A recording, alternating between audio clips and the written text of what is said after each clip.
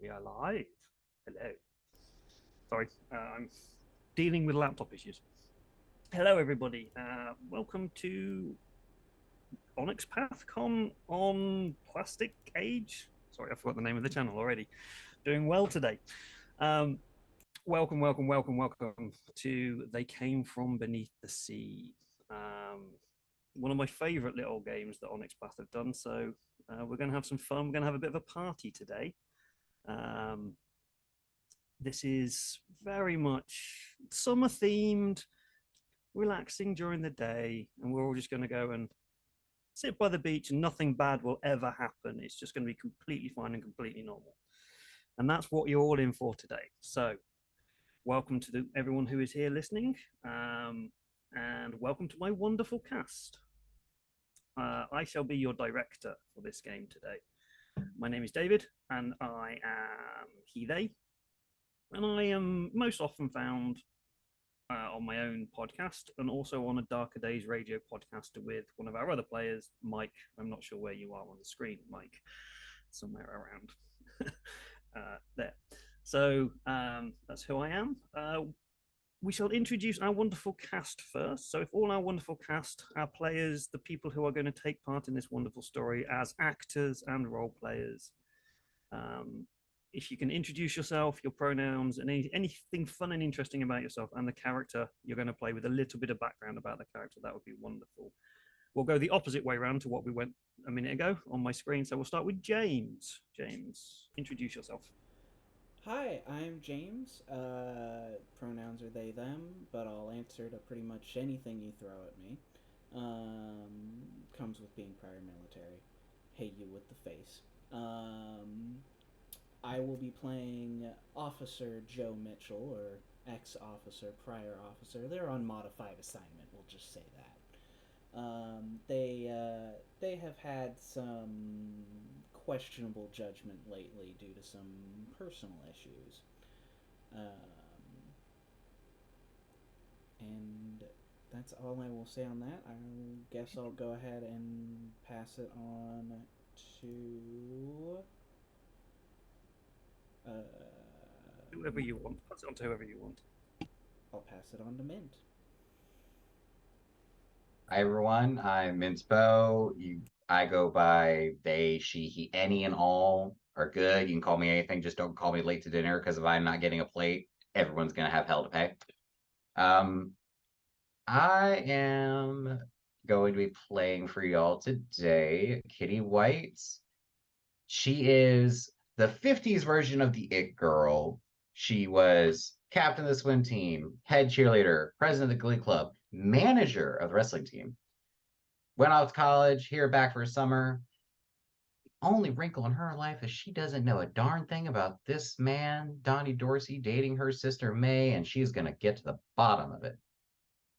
And I'm going to pass off to another member of our lovely cast, Eve. Why don't you hit him with that intro? Yeah. Hi, I am Eve. My pronouns are they, them.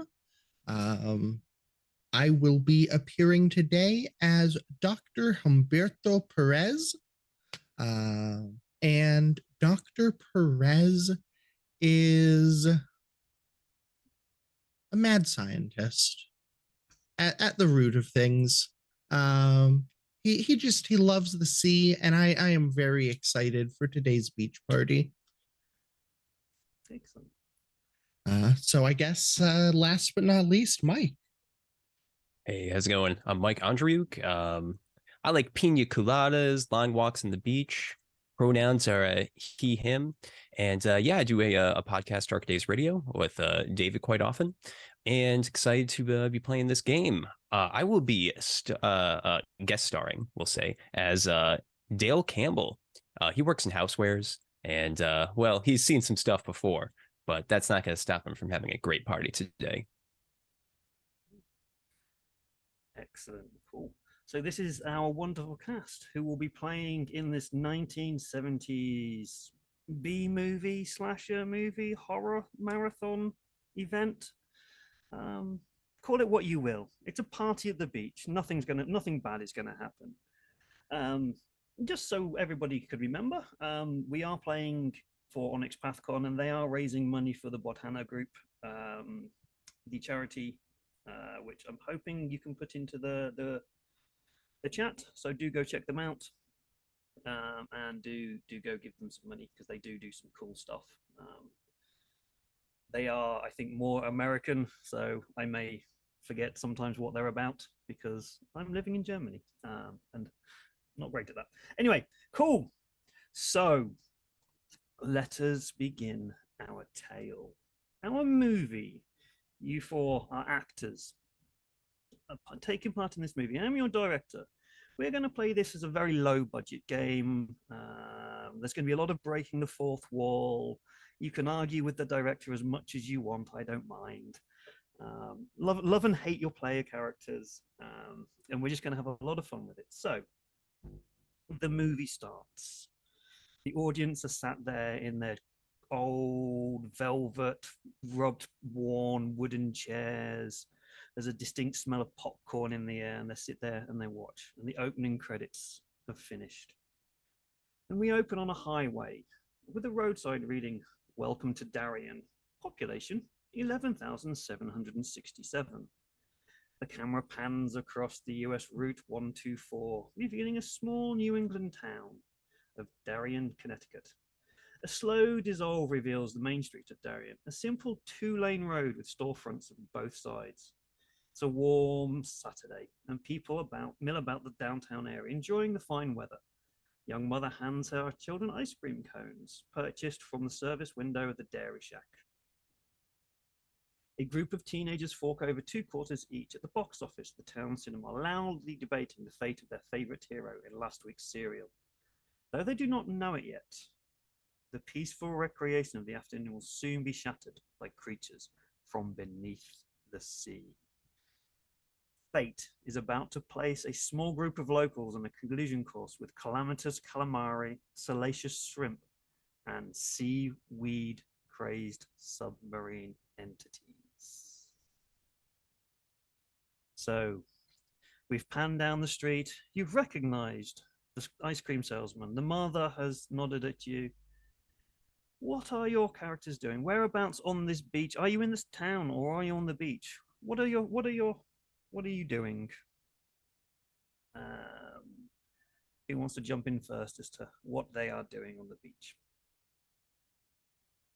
Well, I'll step in. I think that Dale knows a lot of people here in town and is stumbling out of his station wagon, opening up the hatchback and pulling out stuff for everybody.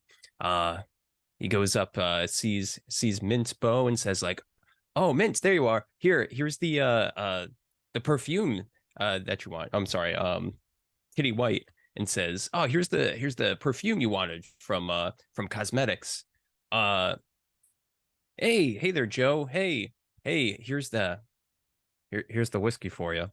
Oh, and hey, doctor, how's it going? I got that laundry list of stuff you wanted, including the laundry detergent, the fertilizer, the ammonia. I don't know what you're gonna do with all this, but good luck with it." Science. When they go to give Kitty their stuff, it's just, "Oh, thank you so much, dear. Bless you." And just a couple spritz, but they're wearing a sundress, so they don't need to do too much of it.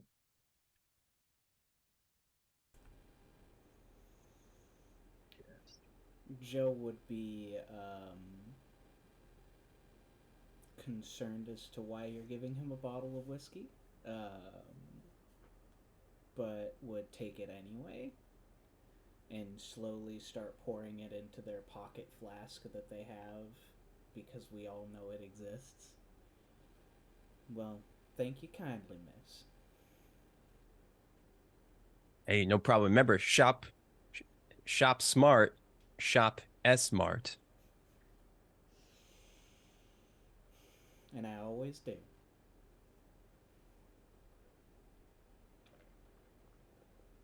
So yeah, go ahead, Kitty. As they're going around, I imagine this is Dale. Like, not everyone is already gathered together. It's just Dale kind of sees them like at that joint of here's the town and here's the beach, and is just going back and forth. I have a question. Is there a greater concentration of people in the town or at the beach at the moment? At the beach, there's definitely a crowd of people heading towards one end of the beach. And you have been aware that this today there is going to be a beach party. You received an invitation yesterday from a local, just a local youth coming around who's handing around flyers saying there's a party down at Seaweed Beach on Saturday afternoon. Everyone's welcome. Come down, bring the family, bring the music, bring the fun, bring the vibes, bring whatever you need to enjoy the afternoon and the evening. So you're aware you're seeing all these people going down there. You're seeing groups of friends, surfers. Got a group of greasers are heading down there that maybe Kitty is a Oh little yeah. bit interested about as to who they are. The There's minute she sees them, it's at a distance, like blend with the crowd, but oh yeah. Because I don't know nothing about this Donnie Dorsey. They want to be with my sister May. All right. We're gonna play ball and see who they are. And they're just gonna follow. Yeah, you see loads of other people as well. There's a couple of people you actually recognize as the local personalities of the town. You've got your local procurer of fine cigarettes, shall we say. Sonny McGee is definitely hanging around. We have Hobby Williams is sat there as the local beach guard. You see him sitting in his hut. He's got his white t-shirt on, his red shorts, just kind of sat there sunning himself, vaguely paying attention to what's going on.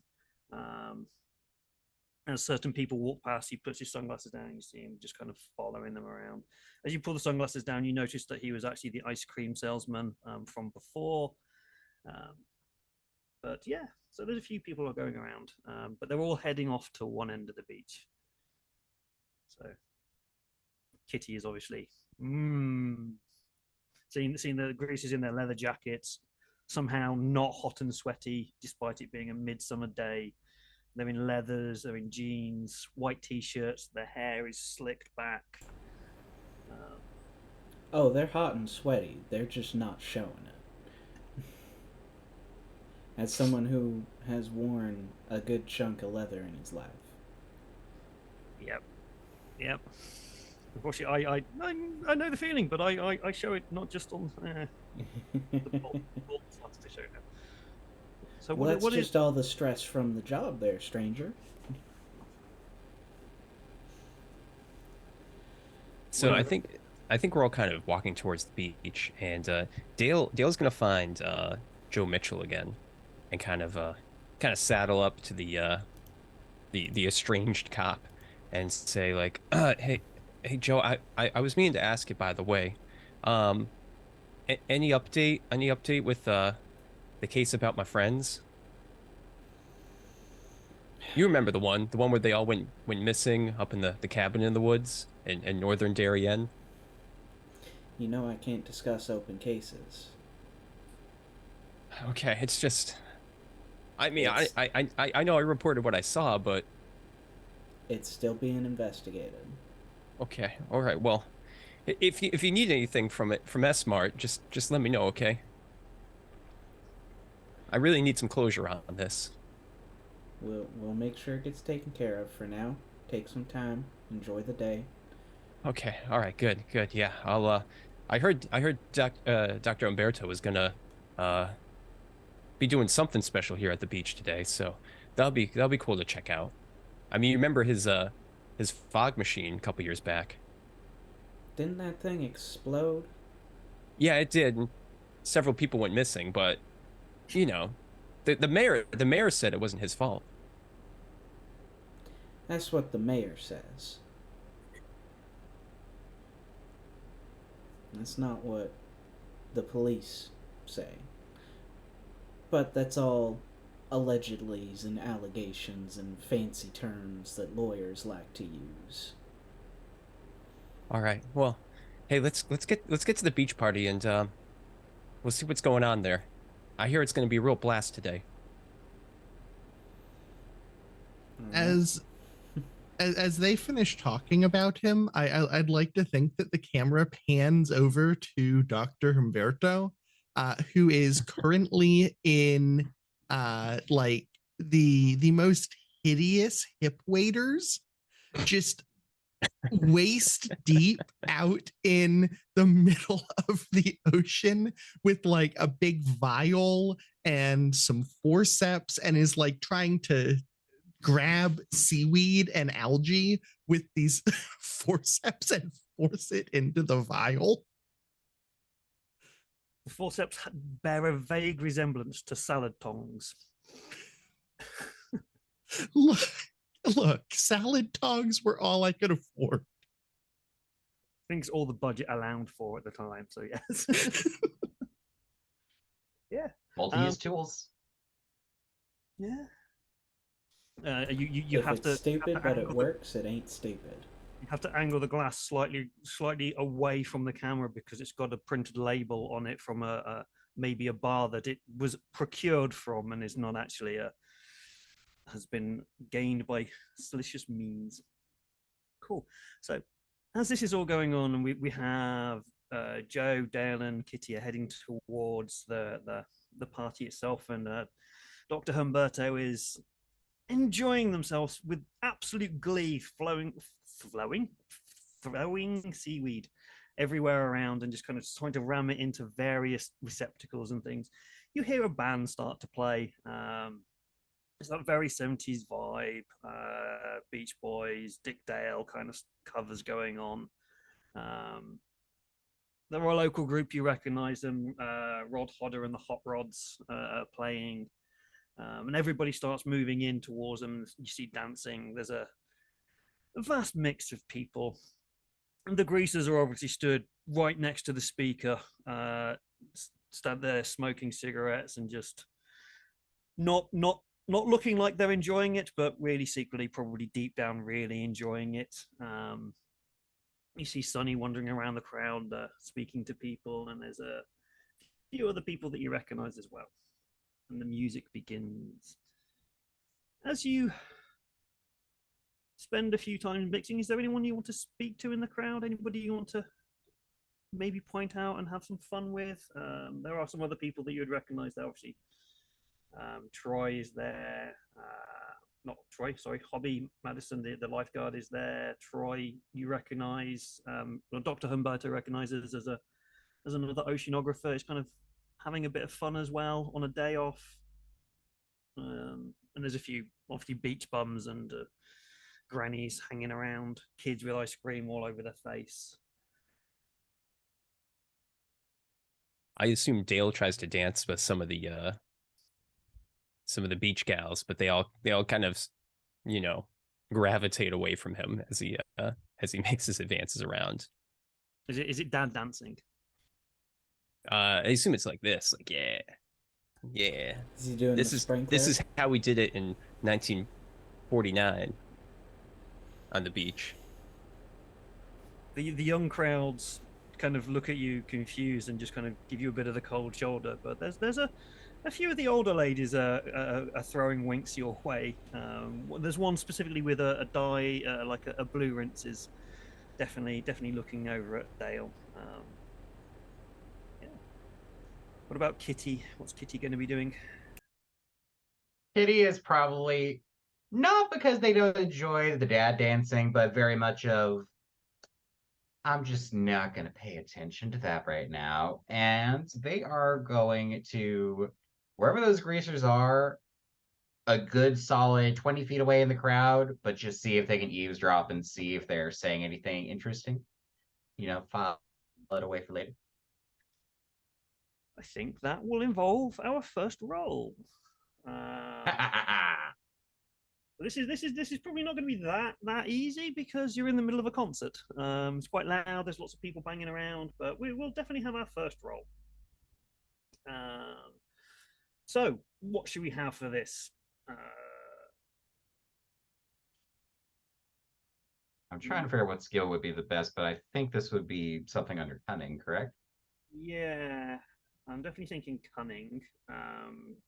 Skill wise, enigma, maybe. I can make that work. You're trying to suss out the problem and suss out what you can hear. I think that works. Cunning and an enigma, please. This is. There are going to be no enhancements on this, but there are going to be. Is it? I want to say complications. I get these the wrong way around. Complication is the right one, isn't it? The one where there's something that doesn't make it easy. Yes. Yeah. Yes. All right. The opposite of enhancement. So you're going to have it's difficulty 1, and because of the noise, you get a complication of just 1. So you'll need 2 successes. All right. Let me see here. Pull up dice roller because I just realized that one doesn't show numbers. 10. And I have 2 enigma, 2 cunning. This is gonna go great, y'all. Remember, 8 and 9 is success. 10 is 2 successes. Well, that's 110. So just the 110, nothing else. I have a 1, a 5, a 6, and a 10. Okay, that is just enough to do it. But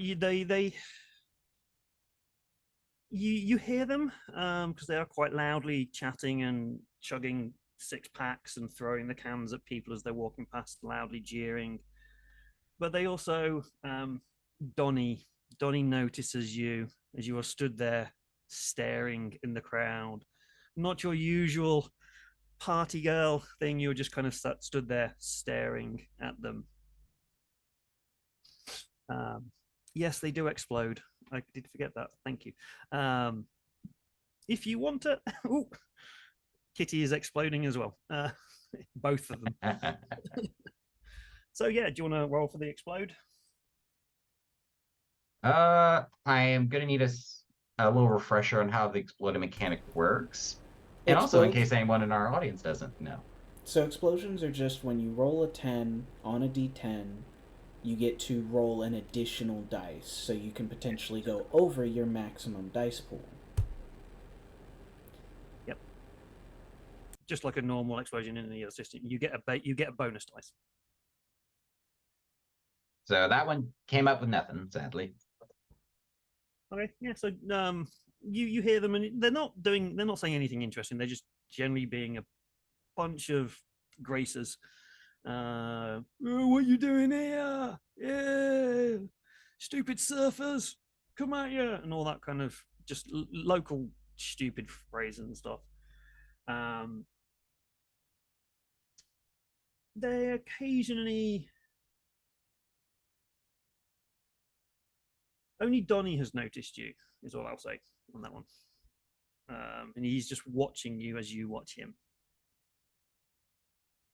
If they got the message that Kitty is not going to just let someone date their sister without being investigated, then hey, they have succeeded their task. And they'll enjoy it, but stay close to that area in case they need to hear something interesting. Mm-hmm. Humberto, how do you feel about the music? Is it distracting, or are you enjoying it and collecting samples in beat with the music? Yeah, so I think that the way it's going is he's making some waves down there because he's like half dancing, like doing the mashed potato in the in the water, with hoping that no one's looking. But also it's a really good way to kick up, bits of seaweed and plant matter from the bottom. He's actually out here today trying to discover a new species of aquatic plant life, and he's pretty sure that it's actually buried just under the sand, which is why nobody's ever found it. Mm-hmm.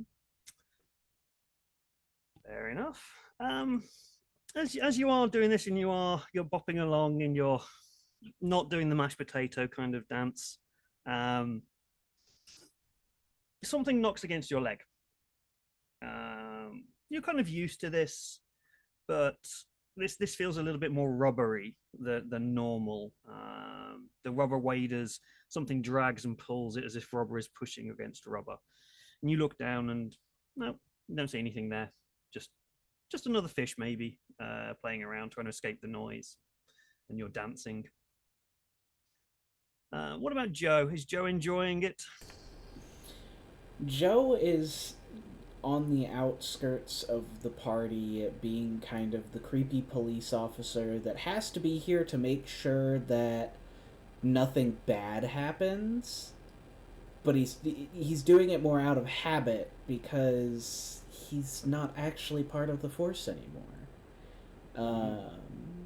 And every once in a while, he sneaks a sip from his pocket flask, recently refilled by young Mr. Campbell over there.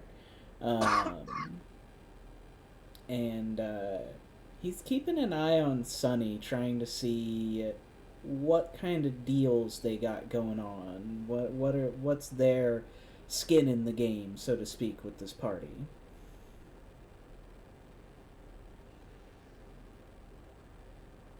You know Sonny. Everyone knows Sonny. He's your local bum. He's the local dealer, for want of a better word, of Weed Beach. You're probably aware that he's probably trying to sell off some of his homegrown crop, maybe a few cigarettes here and there. You've not seen anything, unless you want to make a roll for it. But you can kind of just keep an eye on him. He doesn't seem to be bothering anybody too much. He does seem maybe to be a little bit more relaxed and chilled than most other people there. If he seems to get real interested in somebody, then Joe would start getting real interested in him. But if he kind of just looks like he's doing his normal thing, he'd wait to see if Sonny ever peels off from the group before confronting them. For the beginning, for the moment, no. He's just making his rounds, just nodding at people, shaking hands with a few of them, smiling, causing a little bit of trouble every now and then. But this is just Sonny. This is what he does. He's mostly harmless. Mostly. Kitty, as you are watching Donnie, and Donnie is watching you, Donnie's gaze shifts away from you and stares kind of just just over your shoulder. And for a brief second, you catch a change in his expression from one of deep, dark, cool anger, not anger, but maybe just kind of, why are you staring at me? Suspicion look to a look of, oh, hello. And then you see him catch himself and he's like, goes back to his cool outside demeanor. You're muted. I can fight anything, but I can't fight a muted mic. Just so that they know that they caught it, they're gonna slowly turn to wherever they were looking at. Yeah, you see your sister stood there holding a little coconut cup. It's got a little umbrella in it, straw, sipping on it. And she's doing the whole circling her toe in the sand, staring at Donnie, and trying not to look too suspicious, but is quite clearly taken, and staring quite clearly at him.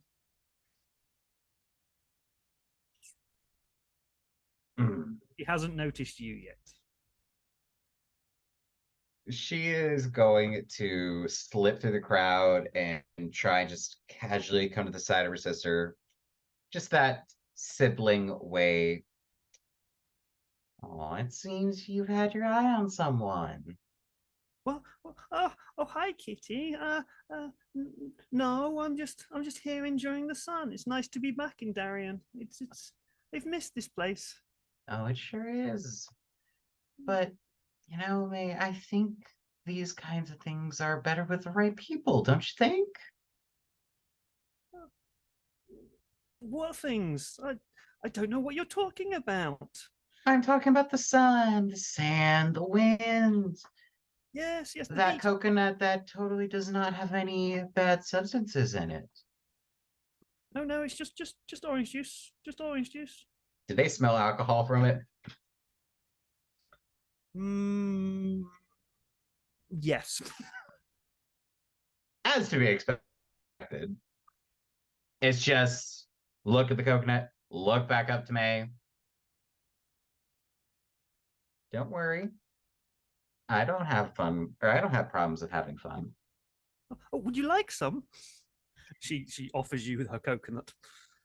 And as she offers you the coconut, there is from somewhere near the beach, not near the beach, near the shoreline, so somewhere near where the water is lapping up, you hear one of the loudest, most terrified, high-pitched screams that you have ever heard in your entire life.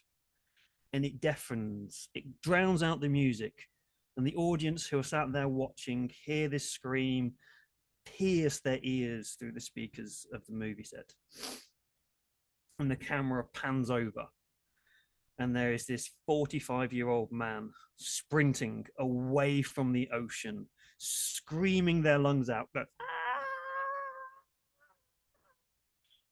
And the rest of the crowd turn to see what is going on as this rather large rubber suit starts to crawl hand over hand out of the ocean. Webbed fingers, webbed gills down their neck, big bulging eyes, seaweed dripping off them. One creature crawls out, and then a second, and a third. And within seconds, the whole beach is in a panic. Women and children are running everywhere, screaming. The band has stopped playing. How do we all react? Dale grabs Joe and starts shaking him. Joe, it's like I told you. I told you they were out there. I told you they're the crab people in the swamp. Mr. Campbell. They're Mr. from the Campbell, marshes. Mr. Campbell, come. Give me 2 seconds. And Joe's going to run to his 4x4 and grab the 12-gauge shotgun out of the back window and start running towards the suits. He had his duty revolver taken when he left the forest, so he has to rely on his hunting equipment. So, go ahead. We'll say that out of convenience, your 4x4 is very, very closely parked to the stage. You've been aware this is going on. You've planned for things. You don't park away from the trouble. You park near where there's going to be trouble. He probably used a little bit of his former police weight to allow him to park a little bit closer. He's kind of acting as hired security a little bit. But yeah, he would be running to grab this old, rusty, pump-action 12-gauge shotgun that he keeps in the back of his truck, and then running straight towards these things, these big rubbery masses coming out of the water. Shouting obscenities the whole time. Do I recognize the seaweed coming off of them? Ooh. Yes, it's the stuff that you have currently picked up. You've just realized they have swum past you. You look at them, you look at the thing that your containers, and look at back at them. It's like it's exactly the same. The seaweed. I'm gonna start sneaking towards them. I could use some more samples, and it seems easier to salad tong some seaweed off of them than continue with what I've been doing. So you're just sneaking up behind. Exactly that. Enter Pink Panther theme music. Big ol' hip waders and all, just voomp, voomp, voomp.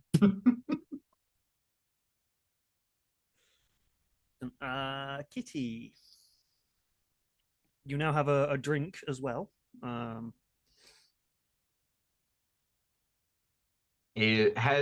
they lost May in the panic? Ooh, I will let you choose. Did you think your sister would have run away screaming at the sight of these creatures?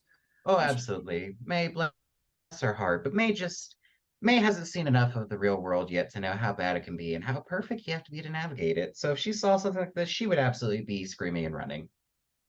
Okay, in that case, May has run off. You also notice that she's running off in a very specific direction towards a certain group of men. But you can't really get to her as the rest of the crowd is going on. As you kind of looking for her and trying to maybe reach out to her, you notice that the bass player from the band run past you and is just knocked over that old lady with the blue wash hair, and he's just gone. She'll probably have had her hair down, but she just starts tying it back. Well, if no one else can do their job, then I guess I have to show them. And she's going to look for something to arm herself with. What do you want to arm yourself with? Anything big with both hands. Might I make a suggestion? Mm-hmm. I do believe we have the what is it, scene rewrite or not scene rewrite, but we don't have any rewrite points yet. Oh, we don't? I thought we started with some. It's only when you fail. Oh, I was gonna suggest using the cheap set against itself. And I'm going to say you can use, because we're doing low budget, there is definitely a cheap set there. You can certainly quite easily push over maybe a stack of speakers or something, because they're made of plywood and not our only actual set speaker material.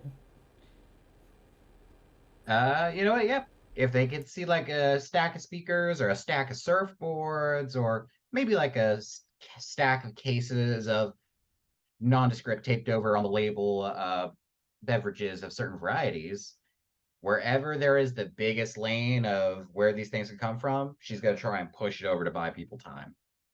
As you're pushing around, you see various things. There are umbrellas which you could pick up and attack them with. There is a crate of Dub Light, which has this wonderful, wonderful, vibrant pink and brown and purple and cyan flag on top of it they look quite hefty, and you could probably use them as quite a good weapon. There's the speakers, and you make your way forwards. And at this point, you notice there are about 6 creatures have come out of the sea, and you all the 3 of you, Joe, Kitty, and Dale, you see them, and you see behind them, creeping up behind them, the mad scientist, Dr. Humberto, trying to grab the seaweed off them. They don't seem to have noticed you, Dr. Humberto. So I'm going to see if let's see if you can secretly remove some of this seaweed from them, just to see if this actually works. Are they slimy? Yes. Okay. All right. I'm aiming for seaweed from like the slimiest part. Okay. It's going to be a finesse. So a dexterity and I make an argument for science. I was thinking science because you would be knowing what parts to pick. But yeah, Dex and science. I have a whole 5 dice there.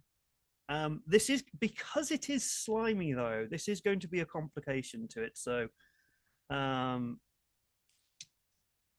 going to have a complication of 3. So it is going to be quite difficult.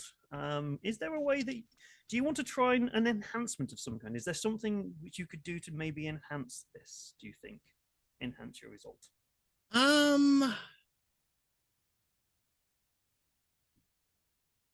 Not that I can think of. Not that I really see here. Possibly the The only thing that's coming directly to my mind is you've wrapped gaffer tape the wrong way around the salad tongs. But it's been in the water a little bit so much, so it's not quite as sticky as it used to be.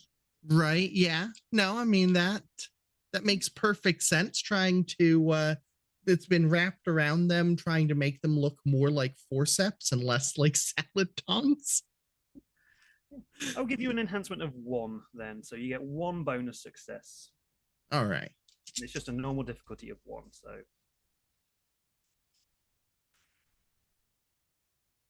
That is a 9, a 9, a 5, a 7, and a 2. excuse me. So this is where we get into the fun of multiple layers of random stuff going on here. So you have succeeded. You have got the 2 successes you need. Well, you've got 1 success, and you brought off 1 complication, and you brought off another one with your enhancement. So you have succeeded, but the complication is kicking in. So you walk up, you sneak up behind them, the tongs come out, and you reach out, and as you grab the seaweed, it's trailing behind one of them. It's oozing this kind of oily substance from it that has a very pungent, almost green odor that you've smelt somewhere before. And you grab the seaweed and you pull, and then you just keep pulling and pulling. It's like that magic trick where they just keep pulling and pulling and pulling flags out, and you're just pulling and pulling the seaweed out. And then you see where it's coming from. Maybe you just might not want to pick that seaweed up. We'll leave it to you as to whether that is a sample you want to take. And so I have an empty jar. And I may not have gloves, but I'm wrapping it around like the tongs and just like just kind of yeah. Dude, just overacting the whole thing, like way out in front of me, nose all wrinkled up. And but what this has done, because you haven't actually succeeded at completing the complication, a negative is going to happen to your character. There is definitely a really bad smell here. You are feeling now quite nauseous. You are used to bad smells, but this is multiple layers of multiple different things going on here. And so any more physical exertion tests that you're going to do are going to be at a negative, as you are still kind of feeling a little bit queasy. Not for very long. We'll see as and when that comes up. But yeah, you're feeling a little bit queasy because of the smell. So, but you do have an interesting sample. As this is going on and you're doing this, you look up and you see Joe. Joe is running towards these creatures with his shotgun out. Dale is. What's Dale doing? He's attacked Joe, and now how's Dale feeling? Well, I wanted to use. I think this would be a cool point to use a quip actually, to kind of help set the scene. Also get a bonus die, but that's only if everyone else in the group agrees. The quip I would like to use is, if I didn't know better, I'd swear we were surrounded by monsters. Does everyone who concurs with this? Please raise your hand. All right, seems unanimous. So yep. I think we are probably, and David, you can set the scene. We're probably surrounded by monsters at this point. Yeah, you are very much surrounded by 6 monsters as they are walking very purposefully. They're not running, but there's it's that weird slow movement, but manages to get them places very, very quickly. As you see in all of the 70s horror movies, nothing moves quickly, but it's always right behind you. The crowd has run past. But you notice that At the moment, actually no, Dale. As you are noticing that you are surrounded by monsters, let's make an observation check. See if you can do an insight and composure for me. All right. Let me I want.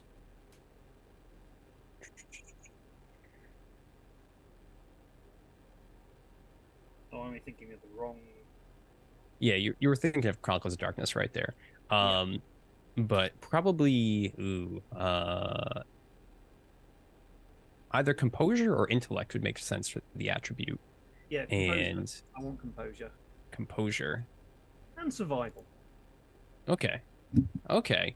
I'm not terrible at this, and I get an extra die from the quip, I believe. As my character is discerning, like, I think we're surrounded. One success. Okay.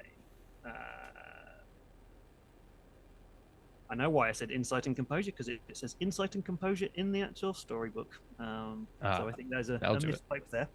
But yeah, okay. So you get your one success. You notice that these creatures are clearly heading towards something. They don't appear to be violent just yet, but they seem to have a distinct. They're all heading in a single path. And as you notice this, you also just see Dr. Humberto looking a little bit greener than usual. So we're surrounded, but they're all like walking into town, basically. It's kind of what you're saying, or walking in a certain direction. Yeah, they're walking towards the crowd, but they're not dispersing. So they're not all around you, but you feel that they're all around you. You think that there maybe are more to come.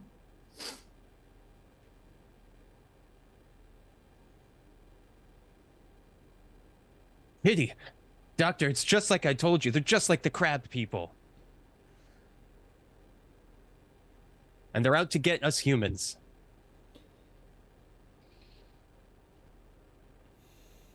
Probably like real exaggerated. And then I realized that, oh wait, that hand is the one that still has the open vial.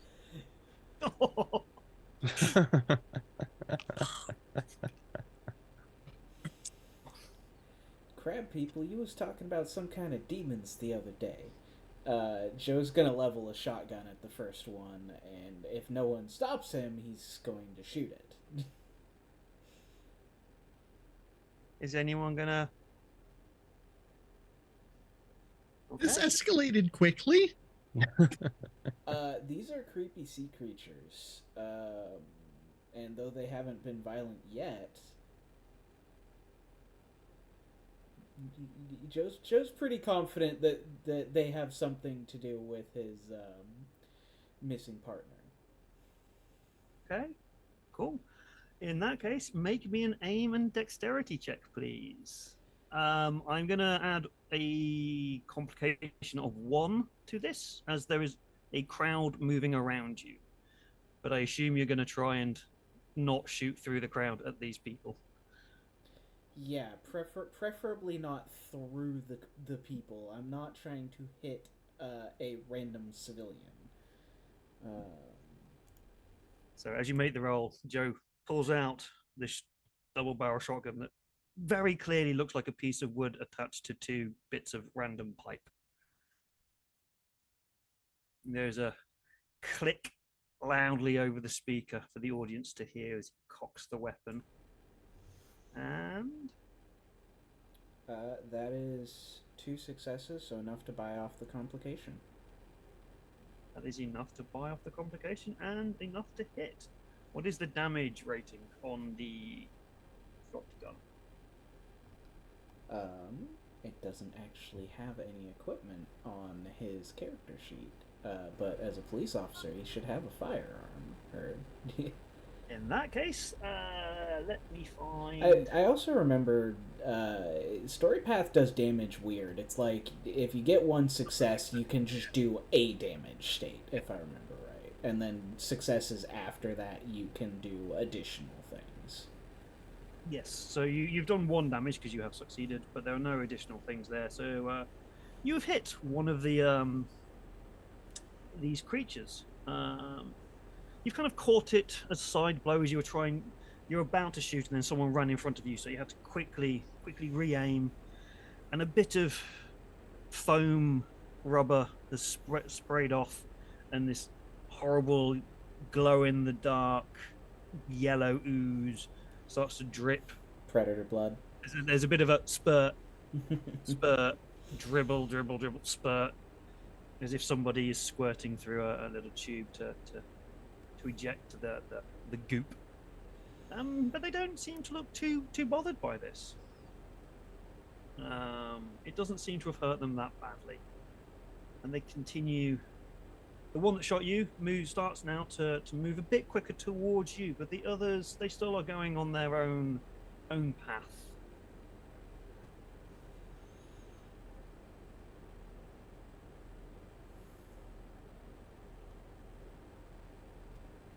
Was the one that was bleeding in the sand or the water at the time it started bleeding?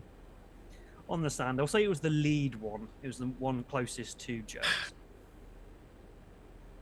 Gonna have to come out of the water there, Doc.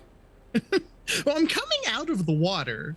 I'm just don't want to get in front of these things, as I, so far have convinced them that I am one of them. I smell like you. I smell like you. It's like the scene in The Descent where they find the unfortunate pit of leftovers. But if this one is coming at Joe and no one else is going to try and intervene, it's double barrel shotgun, so I am locking my other one back and ready to fire. He's swaying just a little bit from the whiskey, though. He drank a little bit more than he anticipated. Adding in your own complication. Yep. Okay. Is anybody going to try and stop him shooting again? Nope. No? Okay. You've added in your own complication there. This will just be, again, another one. But you've got a bead now, so I'm going to give you an enhancement. So you've got an enhancement on there as well.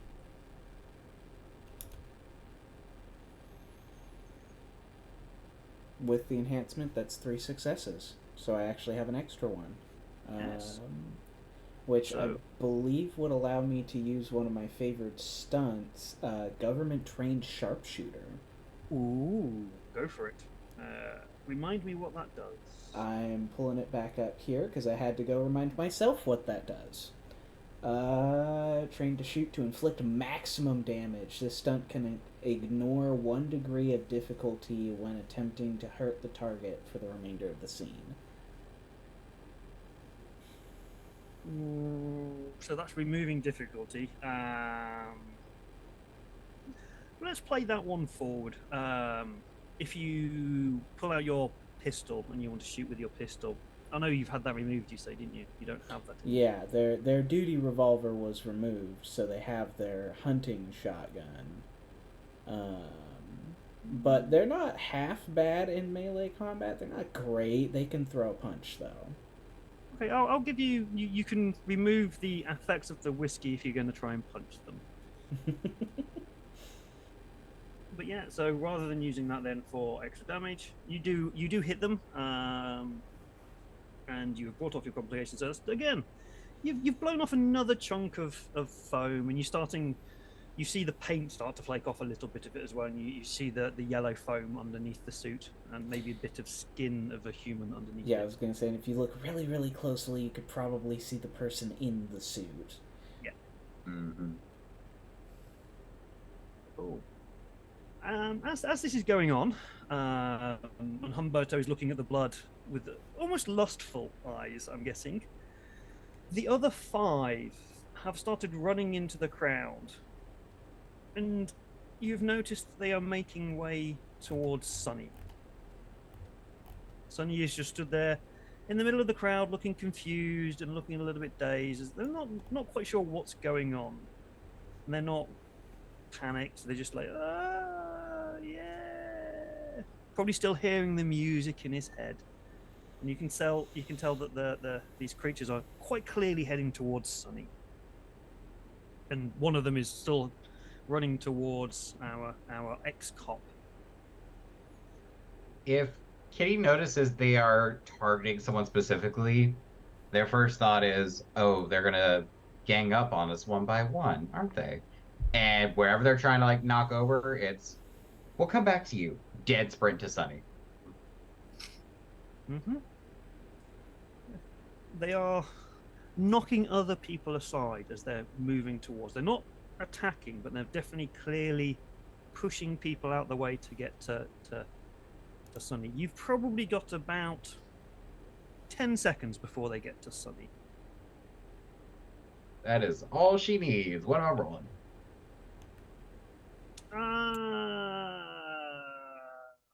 How violent are you going to be with it?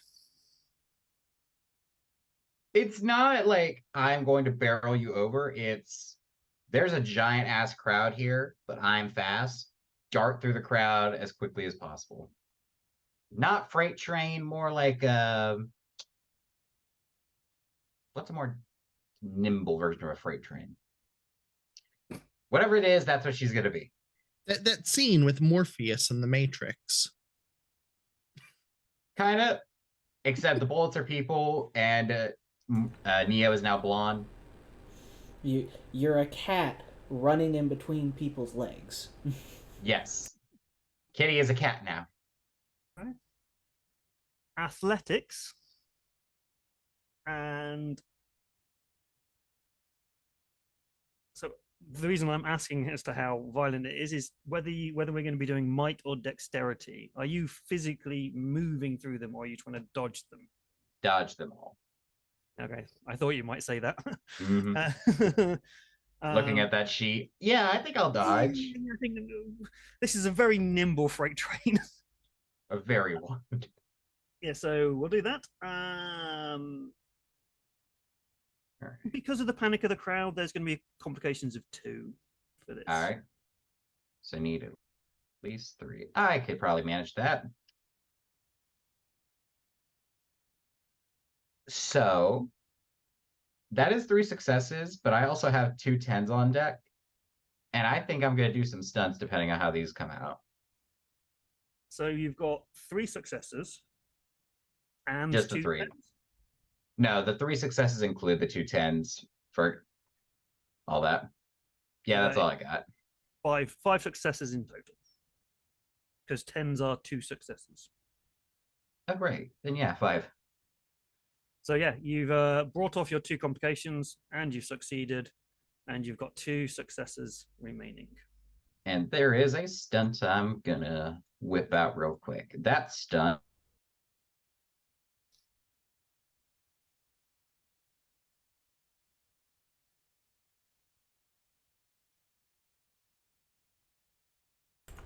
Did they freeze for anyone else? Yeah, unfortunately.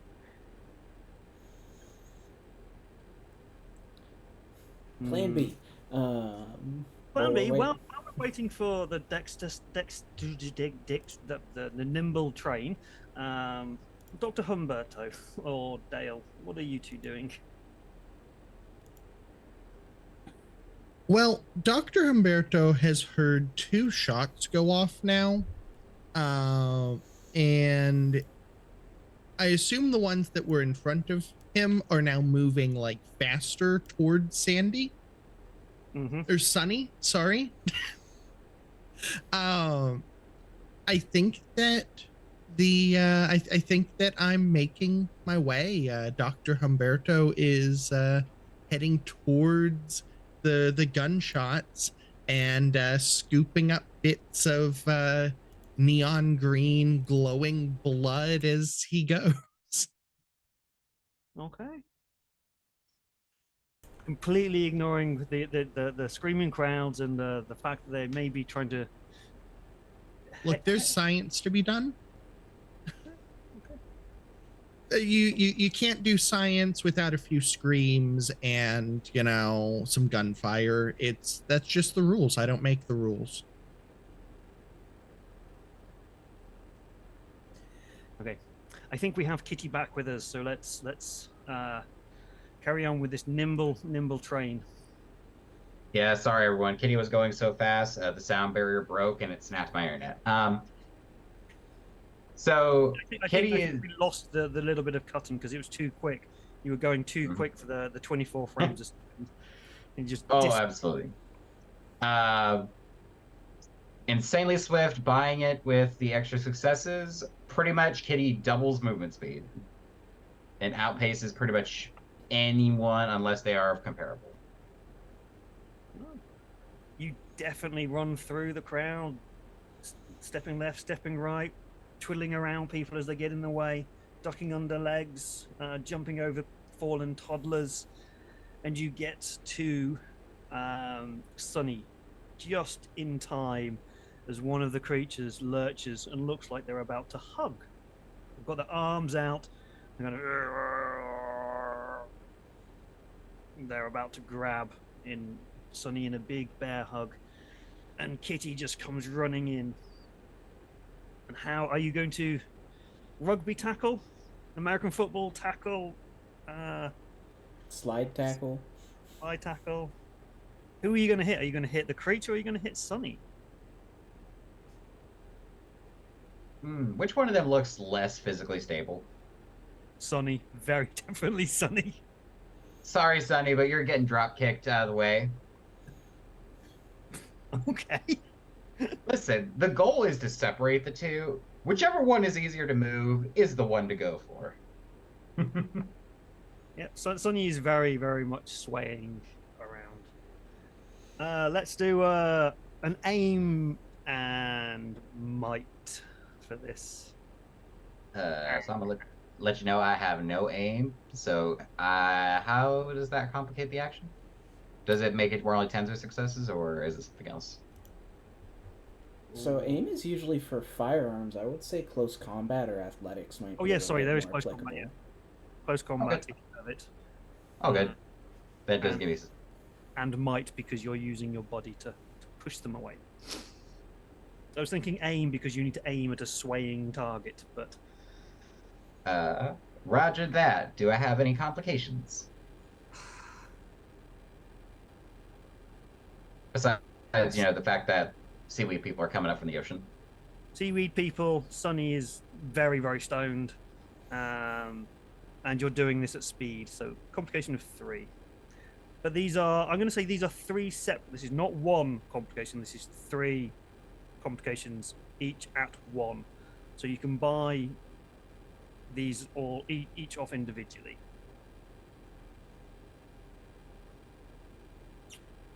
Well, I got 2 successes, so I think this is going to be very interesting. We're going to buy off the complications for speed and Sunny swaying, but not for the seaweed people. So you got 3 successes. 3 No, successes. only 2. You can only buy off 1 because you need 1 success to actually pass. So which well- one do you want? Sunny, I don't care. You're stoned. You're getting the fuck out of the way. They're going to buy off Sunny being blasted out of their mind. So you manage to run forward, leap, and kick Sunny out of the way. But because of the speed that you're going, you trip over him, and you barrel roll into the bear hug of the creature. You are now being lovingly hugged by this slimy 6.5, 7 foot tall rubber suit that smells somewhat similar to Sunny, but with a distinct ocean odor as well. Well, that's not ideal, now is it? Dale. Okay, yeah, looking at my character sheet, Dale's got some interesting options in this situation, but I need a lot of successes to use those stunts and stuff. So,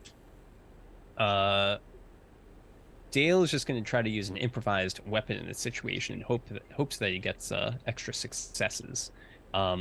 Maybe a slimy rubber suit arm got blown off of one of these things by the shotgun blast, and you can use that to thwack a rubber suit monster out of the way. Does that sound good? You can pick up the chunks that have been blown off, but there's no arm yet. There are Okay. chunks of suit that you can It's a throw. beach. There's probably a beach umbrella you could use. There's a Ooh, javelin. how about a beach rake? Rake in the sand. There we go. That'll be fun. Yeah. Yeah, and he's gonna, this kind of attack isn't really like to harm so much as like shove them out of the way. So he's kind of shoving them with a giant beach rake. Okay. Is this the one that is heading for Joe, or have you moved in to help Kitty? I'm helping out Joe. Okay. So we will do close combat and might. Yeah, I don't trust Joe, but he's the only guy we got with a gun. Good, bad, he's the guy with the gun. All right. I love all the Bruce Campbell quotes. He is my spirit animal. Combat. There are no complications to this. This is relatively simple.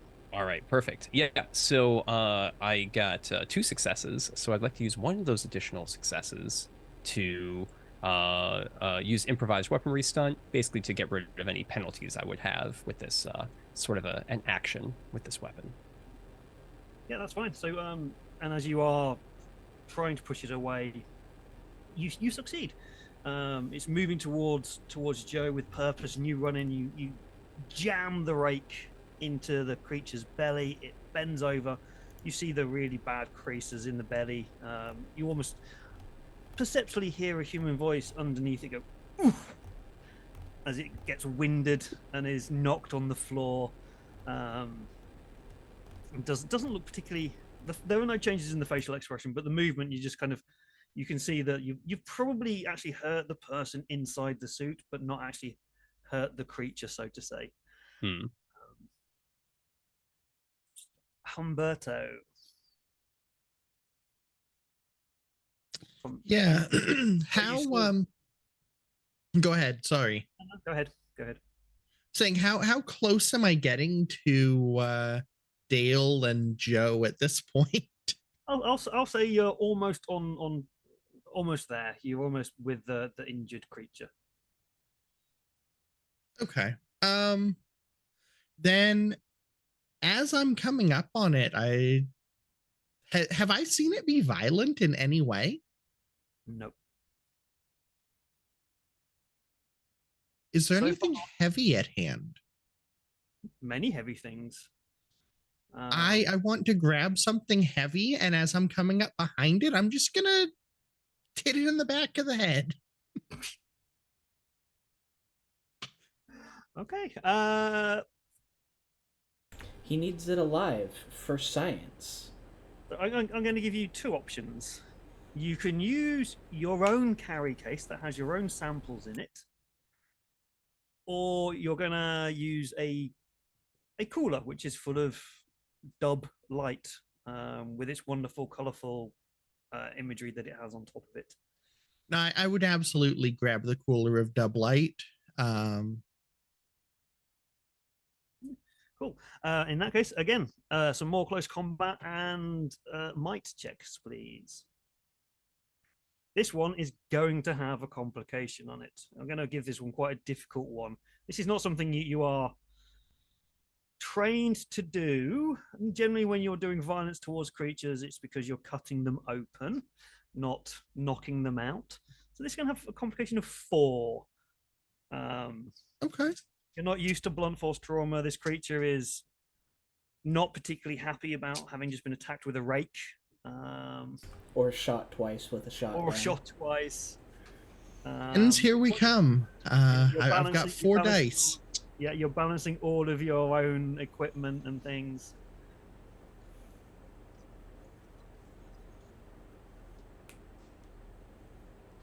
Joe is frantically trying to reload the shotgun, but his hands are a little shaky from the alcohol, so he's missed one, and there's a shell on the ground, and he's trying to get the other one in. And so this is a beautiful 9, 2, 7, and a 1.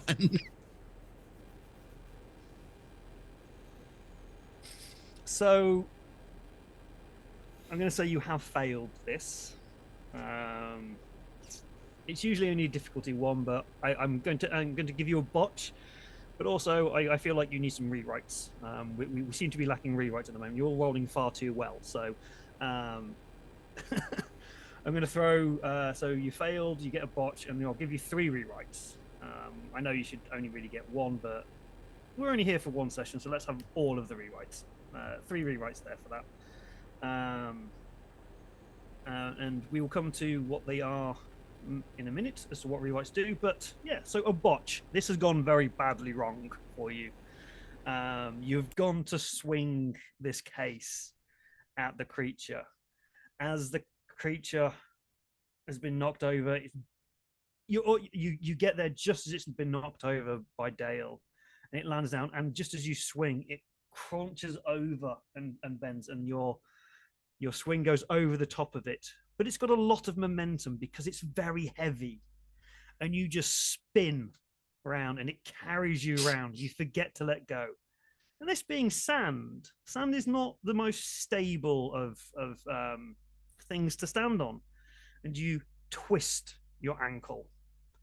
And I'm going to give you 1 level of damage for this. So just 1 point of damage. So each of your 4 damage levels you got has 3 levels within it. You're going to take the first point of damage in this, and you're going to be limping for a little bit. So your movement speed and reaction speed will be a little bit slower. But you've got a case of beer, so win-win. Yeah, win-win. It'll help with the pain in my ankle. And so you're now a little bit injured. So we now have rewrites for you to access. These are group resources. There will be up to a maximum of 3, 6, 9, 12 that you can get, 3 for each person. And you can use them to do various things. You can add in extra dice to your rolls, and you can do kind of rewrites of scenes. So you can't change anything that has happened, but you can take control for a little bit of a time after the thing has happened to lead the story in your own direction for a little bit if you want to. Again, they're a group resource, and there are other things we can do with them as and when we feel like it. There's a few ways to remove conditions and stuff as well. But yeah, there's also lost scene, like we need to speed things on. I'm going to spend a rewrite. We've lost this scene. Let's move the story on if we feel like we're getting stuck. So you now have 3 of these. And I am going to not use one of those, but I'm going to move the story on a little bit quicker because we're having far too much fun fighting fish folk. As this creature has been injured, and Kitty has rolled into one of them and is now in a caressing embrace. The creature looks down at Kitty and just goes, "Whoa!" and drops Kitty into a heap on the floor. Looks about as if it's looking for something, turns around and sees its injured compatriot. They look around at each other, and you hear this kind of gurgling, chirping sound as they communicate with each other, and they turn away and flee back into the sea. The one who is injured at the moment is crawling back to the sea, slowly dragging themselves. They're trying to make it look like their shoulders are injured from the shotguns, but they're also kind of curled up in a ball as they're a little bit winded still. But they're definitely trying to now escape. And the beach is also cleared from all of the other. You are now the only 4 people on the beach. And having finally gotten another shell in his shotgun, Joe is gonna walk up to this creature and kind of like kick it over so that it's looking at him, and he's gonna have like 1 foot on its stomach and the shotgun leveled at its face. And then he's gonna look over at the doctor and be like, "Do you need this thing alive, Doc?" Yes, please. All right, but you better give me whatever you get out of him. And then he's gonna take the shotgun and slam it into the head and trying to knock it out. Yeah. Hey, I got a fishnet in the back of my station wagon. Maybe we can tie it up in there. We can bring it to your lab, Doc, or something like that. What do you think we should do? Yeah, no, I mean, get the fishnet. I've seen some aquatic nightmares in my day, but this takes the caviar. It's a good use of a quip.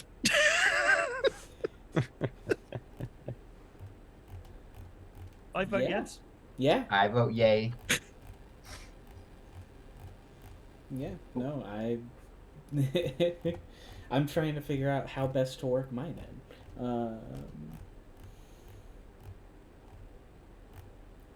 But While it's all going, Kate's just brushing sand off of their little sundress. Okay. Okay. Don't I know I'm fine. you? You were in my psychology. You were one of my psychology students. Yeah, Psychology 101. You gave me a C on my first exam because I didn't properly describe the hierarchy of needs. Right? Yeah, I knew you looked familiar.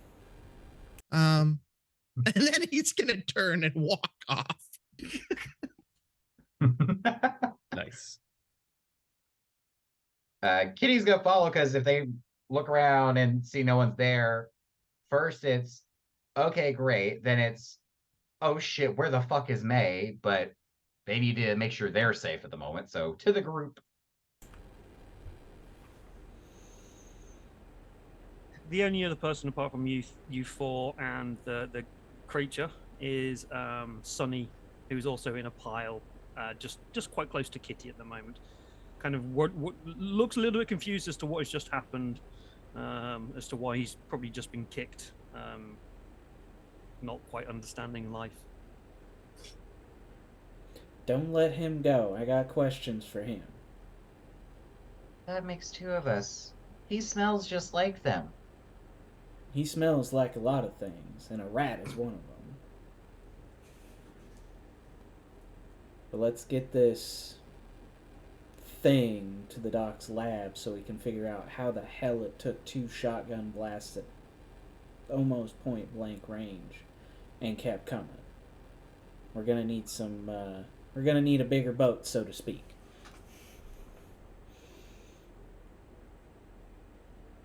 Dale, you want to give me a hand? This thing is damn heavy. Yeah. I'm right here with you, boss. And I might say, that was some damn fine work through Boomstick. I just wish my hands weren't so shaky nowadays. I might have been able to do even more.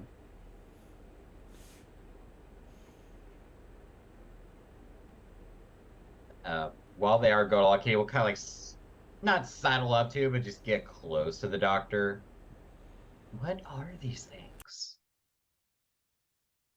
Well, Miss, it's like he's fumbling for the name. Kitty. Miss Kitty. Yeah, there are so many strange and wonderful things that lurk beneath the ocean waves. There just has to be, an equal number of strange and horrific things beneath the waves. That or they're a communist experiment sent to destroy America. You think the Reds would do this to us? Absolutely, Miss Kitty. Reminder, audience. 50s, 60s, and 70s were a very fun time. All the fun. I do, vaguely. I've heard of these things called gilkin, but these may or may not be that. Well, rather than me Well. typing it all out and doing this, you might have books on them at your lab. So, Well, are you gonna join us in the lab?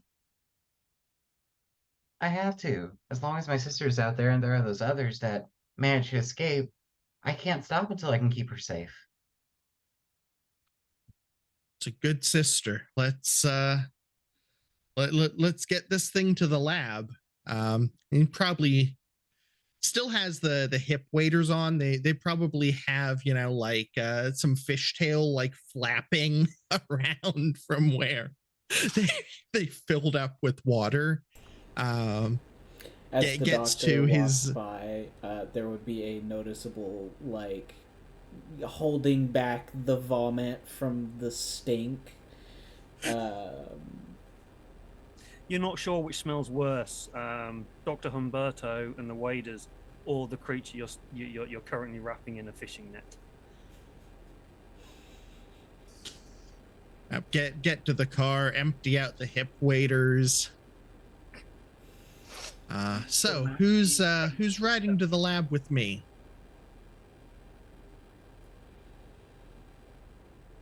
Yeah. Dale pulls out some of the perfume that he's got, sprays it around you, and says, "All right, I'll come with you, Doc. Someone's gonna need to help you out with pulling this thing out of the car."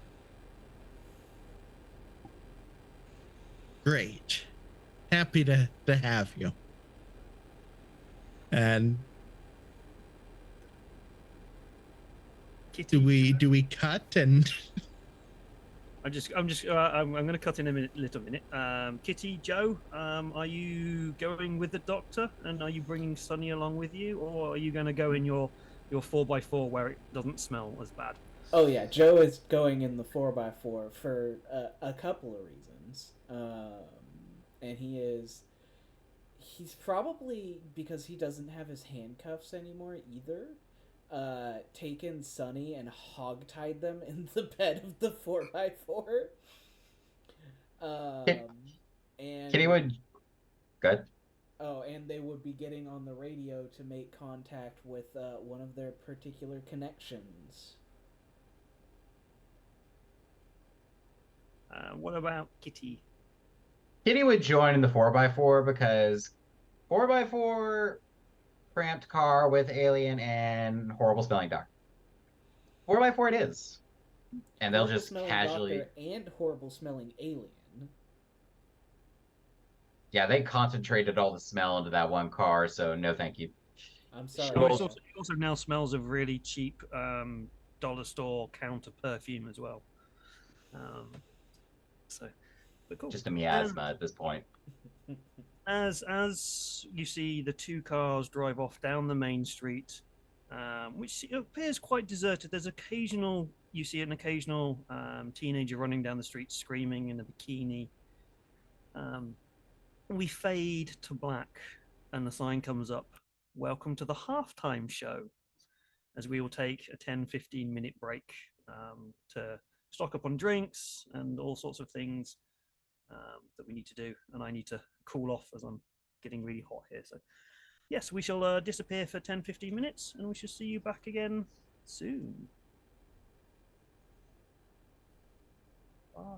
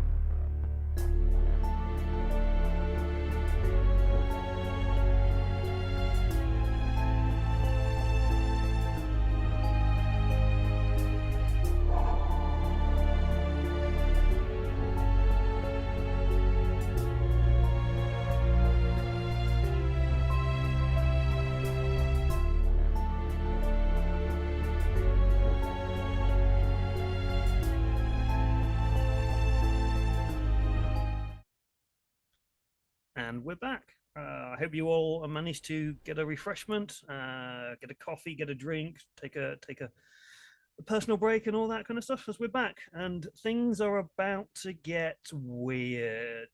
I hope, or weirder, because this is a one shot, and because it's just for fun, and we're not doing anything serious here. I've just thought, screw it. They've got 12 rewrites to play with now, and I want them to use them all. I don't want to end this session with any rewrites left. Use them, please. I've given free reign for the ones from the scenario that we are playing, which is available on Drive Through RPG. It is known as Party Beach. So there are some in there. Some people have access to the actual rule books, and I've also just said be inventive. So we're now about to go very, very sideways, I hope, with the cheap sets, the deleted scenes, the stuntman coming in, and all sorts of weirdness. So, and everyone in the audience has come back from their ice cream. They've taken back into their seats. Their feet are sticking to the floor as the heat of the cinema is starting to melt the remains of whatever is ever on a cinema carpet, because carpeting cinemas is always such a wonderful idea. Bits of popcorn are being thrown around by the youth, and the credits come up. Welcome back to Party Beach. And we open with the scene, 2 cars pulling into a driveway on the outskirts of town. Looks like a normal 1950s era bungalow. It's got a nice mowed lawn. There's plants growing on the outside. As a closer look, they're all plastic.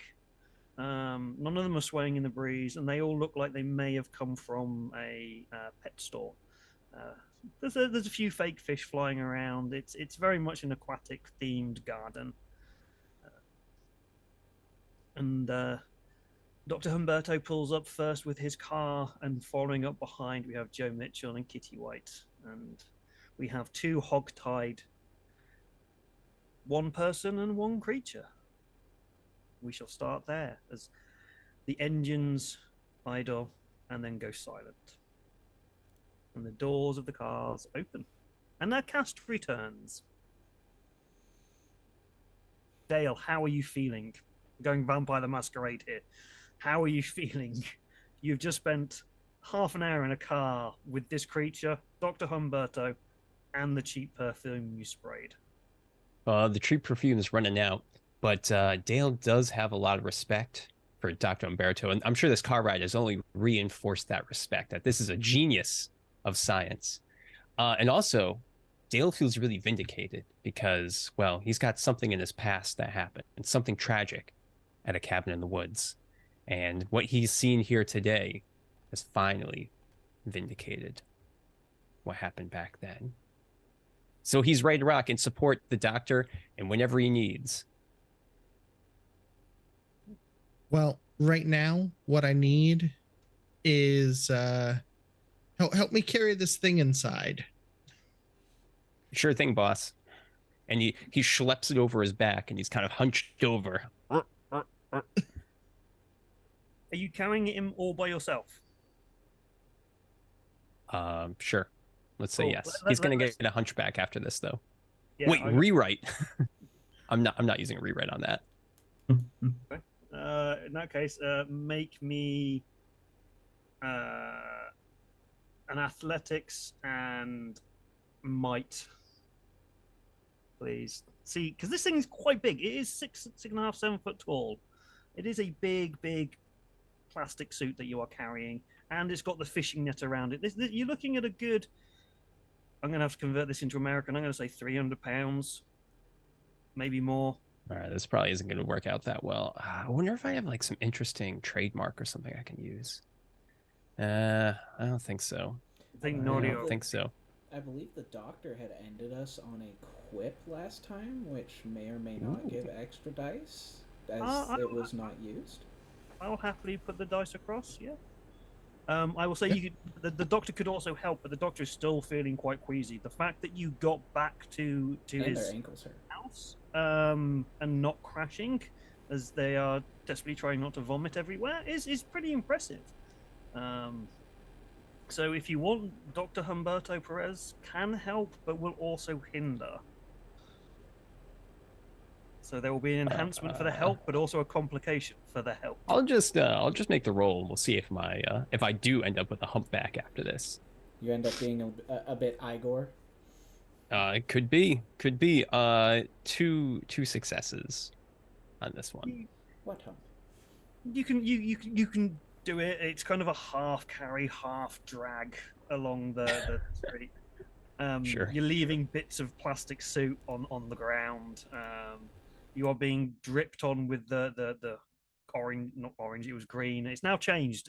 We've cutscene. You've now got orange goo dripping out of it, out of the wounds.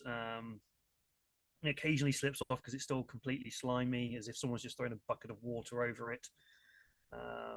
Dr. Perez attempts to help, just kind of occasionally picks up the thing and goes, yeah, I'm helping. Or maybe do you run forward to open the door, going eagerly excited to get in? How does Dr. Humberto?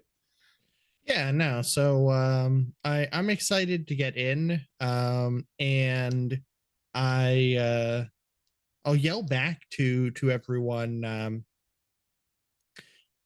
where the lab is, say, get it down to the lab while I make sure that I'm sanitary for the upcoming operation. And he's cackling the whole time.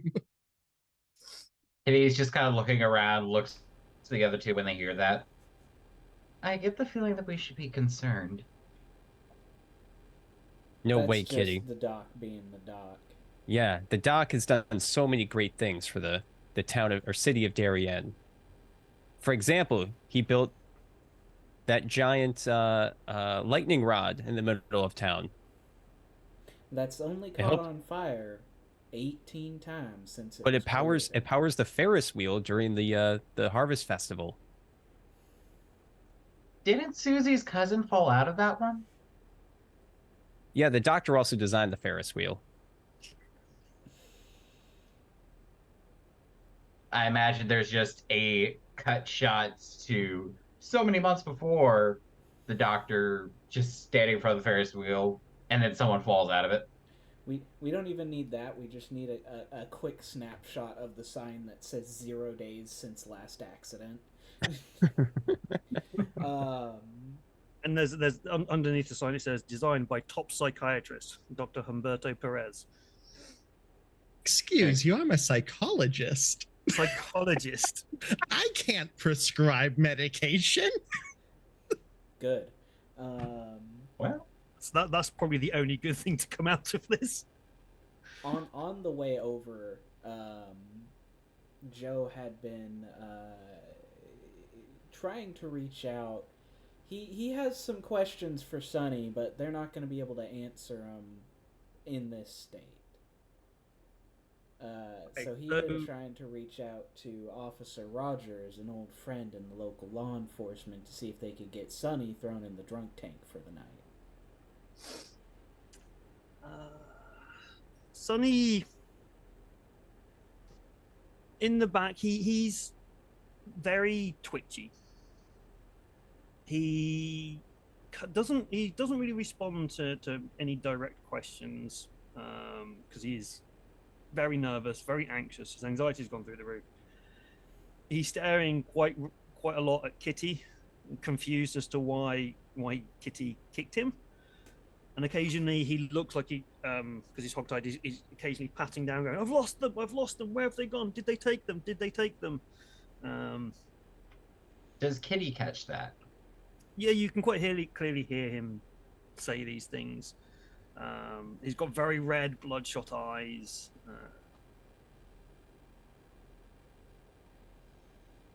Kitty is gonna look to Joe and gesture for. They'll gesture to like step aside so they can talk without Sonny hearing. He'll as Joe is still hogtied in the back of the 4x4, he'll just thunk and close the door. I don't. Yes, ma'am. Something is up between him and those things. When one of them was grabbing me, I realized that they smelled similar. Something between them is connected. He smells like a lot of things, but he is wanted in some questioning. He may or may not be associated with some smuggling operations going on. Smuggling. And that phrase he just said about where are they, did I lose them, makes me curious.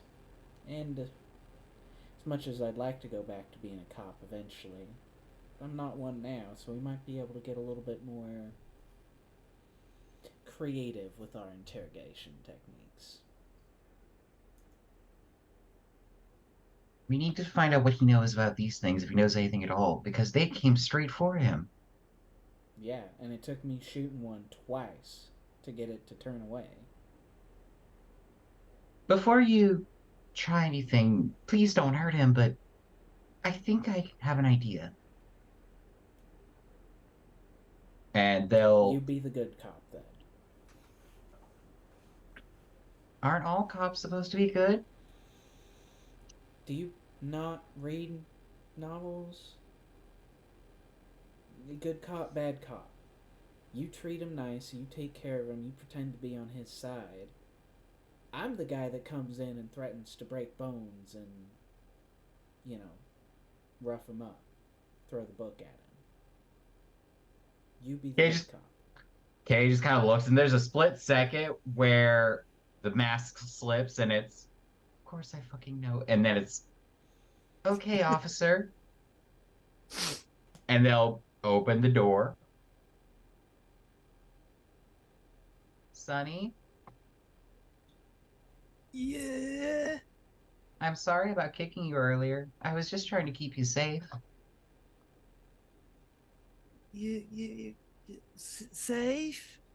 Yeah, we like being safe. Safe is good. Well, Sonny, I have to ask you some things because I have to know some things so I can keep people that I care about safe.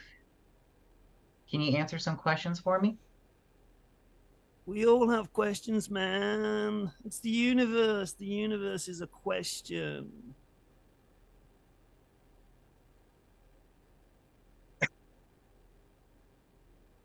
Joe's Sonny. just gonna grab the ropes that are holding his arms and legs and like use them to pull him out and drop him on the ground. Hey, man, there's no need to be so violent. I'm tripping here, man. You need to start talking some sense, otherwise you're gonna end up behind bars for a long fucking time. I'm gonna make sure of it. Yeah, chill, just chill it, man. Yeah, I'll help whatever I can. Trying to chill you, but he's obviously he's T-Rexing it. Yeah. Yeah, dude. Yeah. I'm happy, man. I'm happy. Those things came right for you, which is enough to get you on association. Those things, they didn't come for me. It's not me they want, man. It's my weed, man. They were after the weed. I don't have the weed on me anymore. They took it. You're telling me that these things are sea hippies? Hey, man, everybody's a hippie at heart.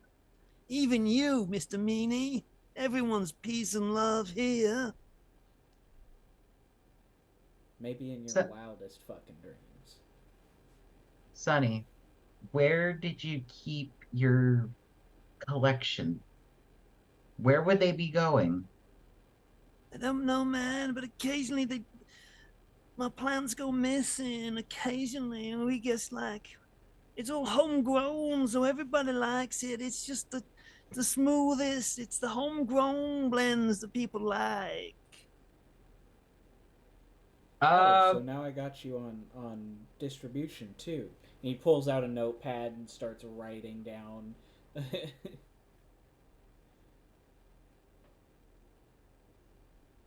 I would like to make use of a trope. Go for it. There hasn't been a role brought up yet, but if one does come up during this could help. Honesty is the best policy. Basically, as long as Kitty is telling the complete truth, it's a +1 enhancement to shifting any attitudes, and she's gonna try and get them to go into as much focus as someone blasted out of their mind into the fifth dimension can be. She'll kneel down.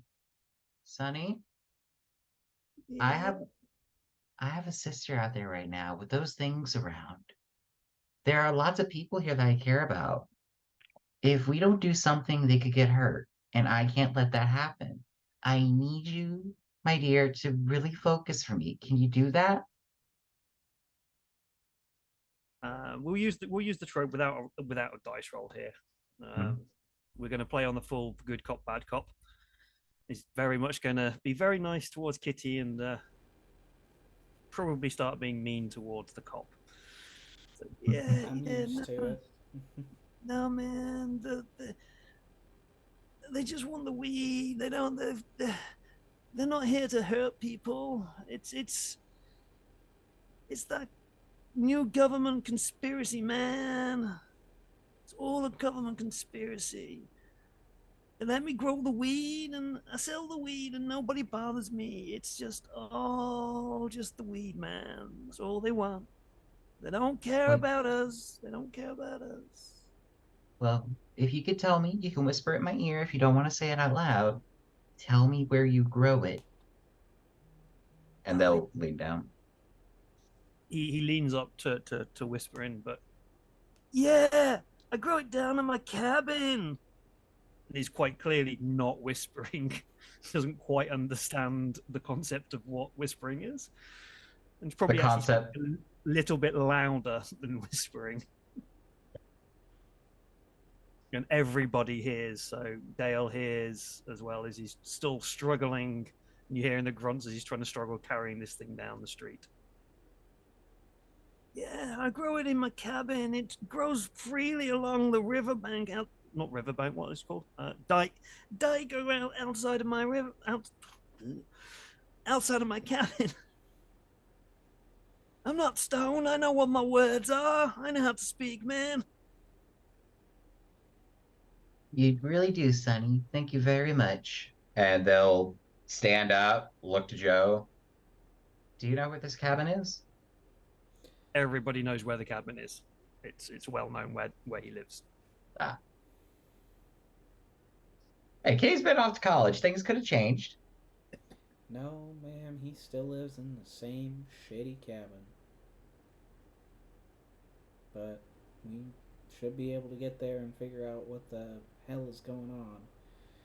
Well, let's give Dale and the doctor a hand. We need to figure out how to deal with these things if they're going to keep coming. Kitty will actually try and just get Sonny up so they can at least like sit comfortably in the truck. He's on Hands the floor. still tied. Are you going to leave him outside or put him back in the truck? He's on the floor outside the truck at the moment.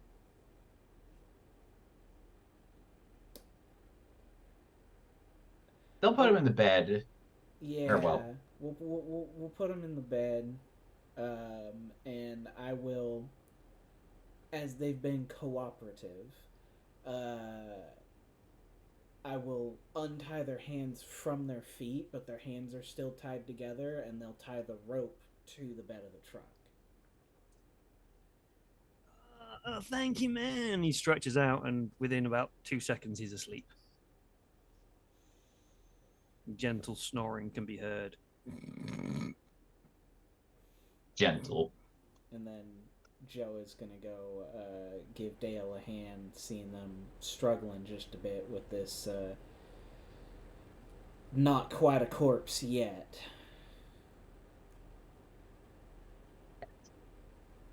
Yet is the key word. Dissection does tend to kill people, man. Yeah. Should we switch over to that scene then? Mm-hmm. Okay. We can start in your res. That's cool. Doc, I'm just wondering, why do you need the rib cage opener if you don't know if it has a rib cage yet? Well, we're going to find out if it has a rib cage with the rib cage opener. You see, it won't open if it doesn't have a rib cage. Ah, that makes sense. That makes sense. Yeah. You know, we sell these at S-Mart. Really? Yeah. Yeah. It's popular with the kids. Right next to the pizza cutter. Ah, good. I glad that the kids taking an interest in science. He takes one look. Ooh. Don't tell them what that was in the newspapers for recently. Now, everyone step back and let's see exactly what's inside of this thing. And he steps forward and go ahead. The lab is. Describe the lab. What does it look like? Remember, this is a low budget. Low budget.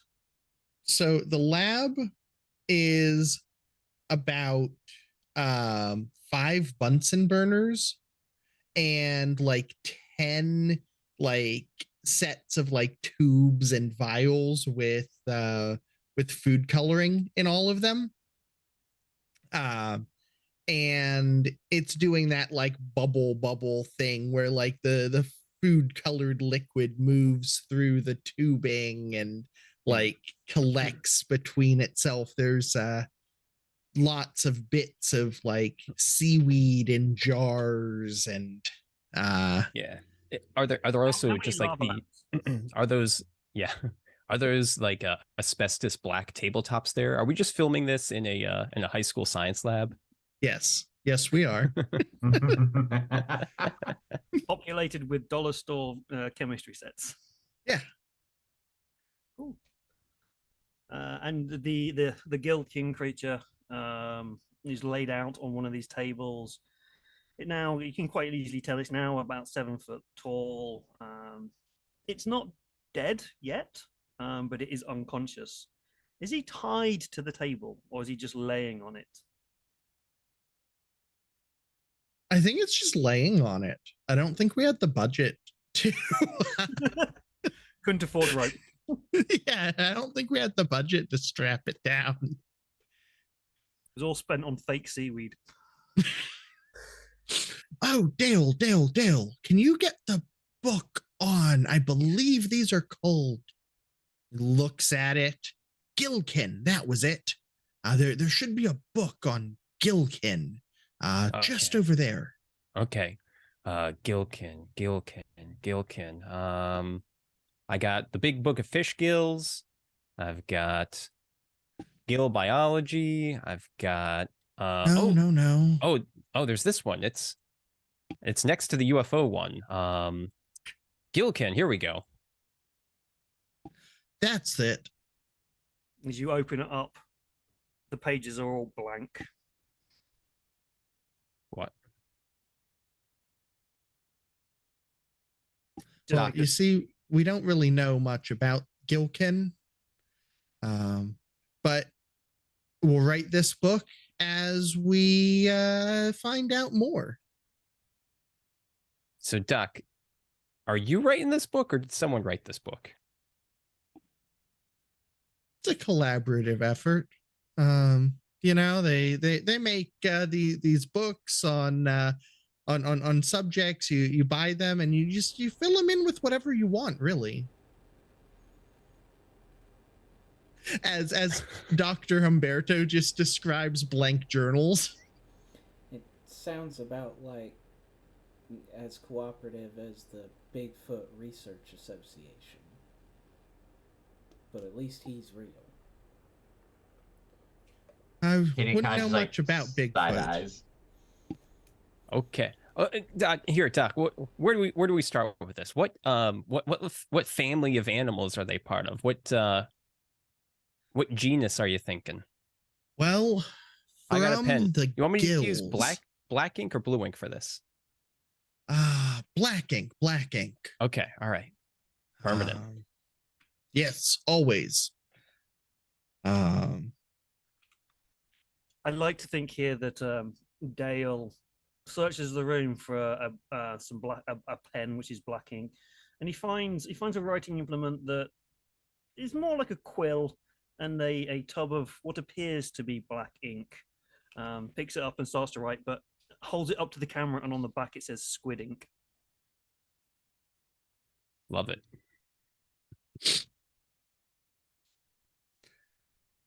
Now, I looking at this, it looks kind of froggish, very, very, very fishy, but also kind of like a person.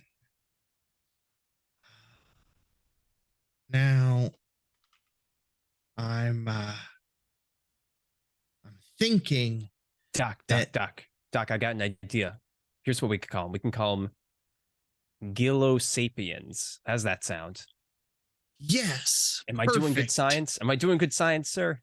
Great science. Gillosapiens it is. I much better than Homo gillimantus that I was thinking of. Oh, that's a good one too. Okay. No, Gillosapiens it is. Here, I'll put in Gillosapiens and say also known as. Exactly. Now that's how science happens. Once you write it down, it's science. I'm going to pull a little bit of a rewrite here to move things on a little bit.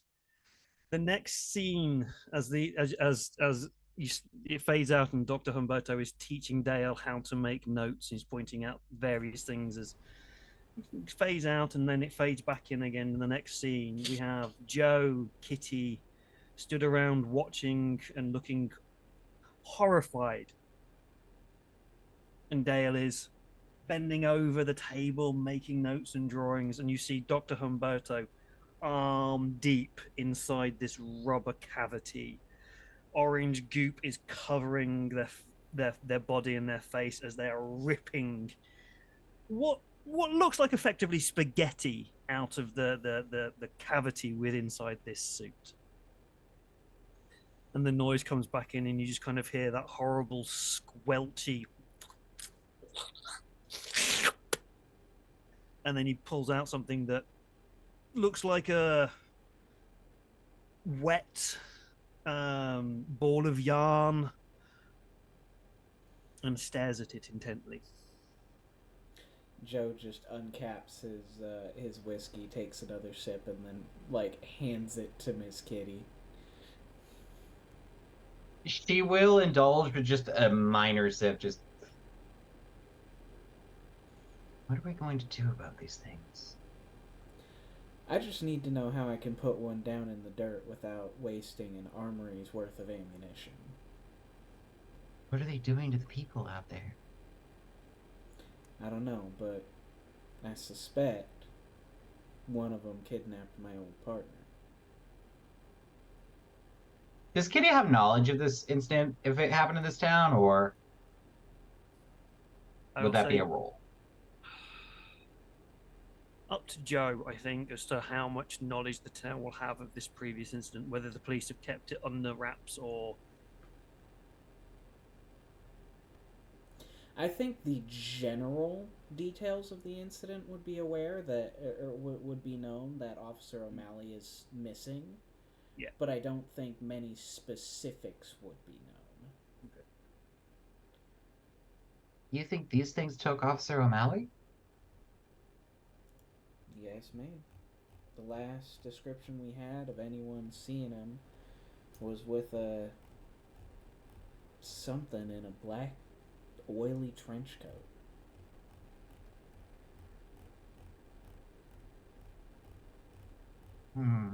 These things went right after Sunny. Do you think they target people for specific reasons?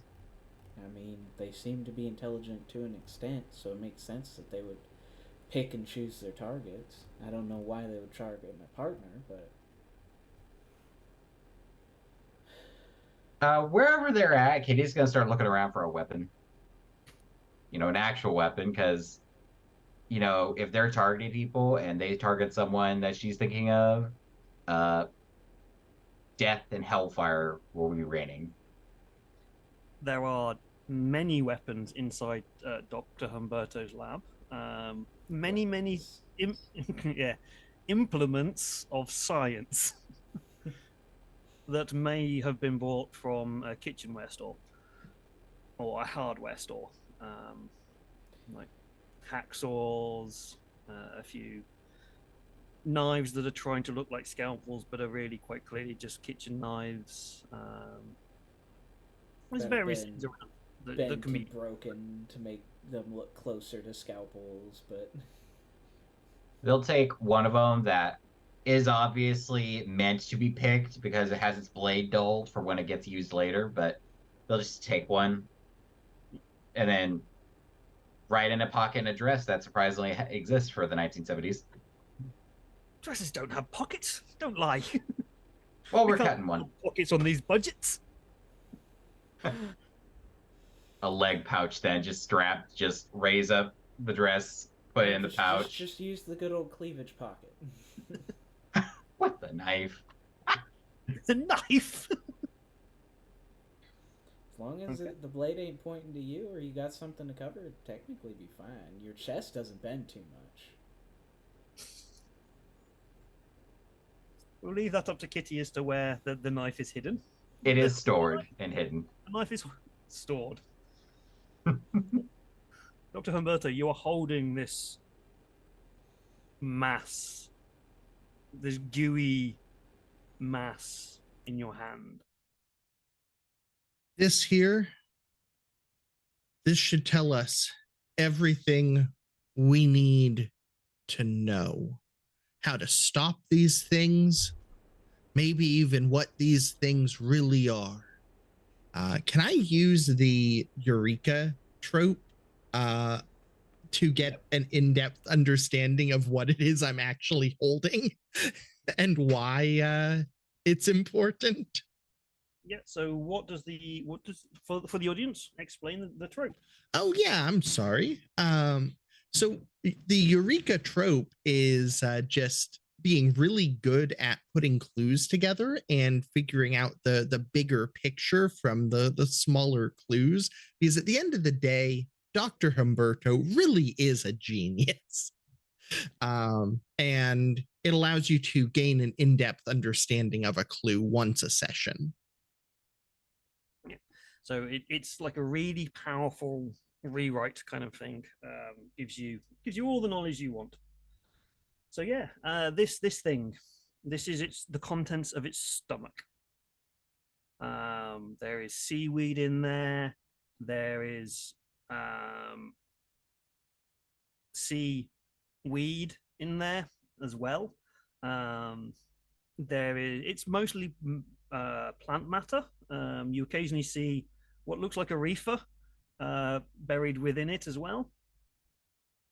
Maybe that it's consumed, not understanding that they're meant to be smoked. You can tell that they're not violent creatures. They're not generally the whole makeup of the creature is they're very placid. They're very simple creatures, but you can quite easily tell as well that there seems to be something they're addicted to. They have a biology that makes it very easy for them to get addicted to certain substances. And the seaweed is very much more prevalent within the stomach than the seaweed. But enough blunt force trauma will take them down. If and as when need be, or you can possibly feed it meat. There doesn't seem to be any form of meat in its diet. Now, I think that these things have succumbed to reefer madness. And the best way to take out a Gillisapiens that succumbed to reefer madness is to just hit them hard enough or feed them a nice burger. They're vegetarians, you see. Genius, Doc. Genius.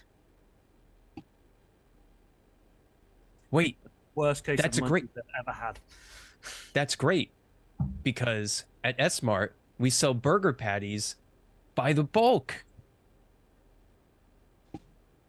So what Clearly, I'm we hearing, need to hold a barbecue. what I'm hearing is we need to go to your shop, get all the meat we can handle, which for some of y'all might be more than others, and go have a barbecue at Sonny's cabin where these things are trying to steal his weed. That's right. That's exactly right. I think we're coming up with a plan here. But how are we going to get the Gillosapiens there? If only someone in our group was good at inviting people to parties and getting things set up. Kitty? Kitty, of course. You know how to They're- throw a dang good party. Well, yes, I do, but they're already going to be going there. It seems that Hmm. that's those reefers. It's Sunny's supply. Apparently, they're there to steal them. We know why they're going. We can set up a trap. The real question is, how do I pack meat into a bullet? Well, we just need to get him to eat the burgers. I mean, I I don't know, think Doc. they're going to willingly eat the burger. Yeah, if they're the- if vegetarians. That's they're- what the doc said. Yeah. So the only other Well, option would be to beat them to death, and that'll take a long time. Hmm. So I can either See- make meat into a bullet, or find a way to disguise meat as plant matter. You see, I don't know about the meat bullet, but I think you're on to something with disguising meat as plant matter. Can we just like wrap it in lettuce and cover it in ranch? Kitty just holds up a finger. Yes, ma'am. If they're after the reefers, why don't we just cover them with the plants? Wrap the meat in weed. Yes. Or put the buds in the burger. That's not a half bad plan. But After all, Doctor, you said that they seem to be just eating it, correct? Correct. You might make a fine scientist yet, Miss Kitty. Oh, sorry. Science Club interferes with the swim team meet, so I wouldn't be able to attend.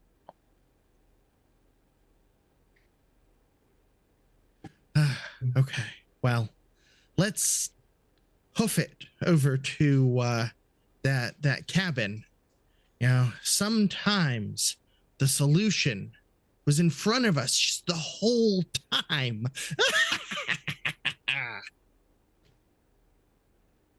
Whip.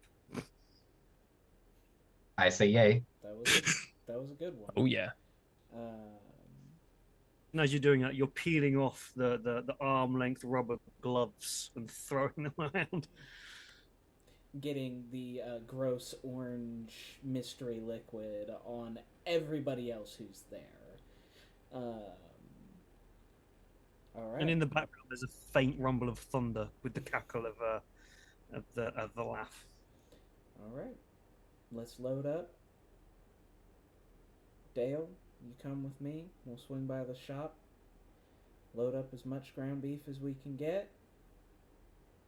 We've got some hunting to do. All right. I guess it's you and me, Miss Kitty. Let's go prepare the reefer patties for them. Adding reefer patties to things I did not expect to hear today. All I've got now is a Krabby Patty, SpongeBob in my head, and just I have a feeling this is where SpongeBob came from now. That would make logical sense. I do have a rewrite I want to do during the travel to go get like the meat and stuff. Just because I think it'd be funny and would technically expedite things.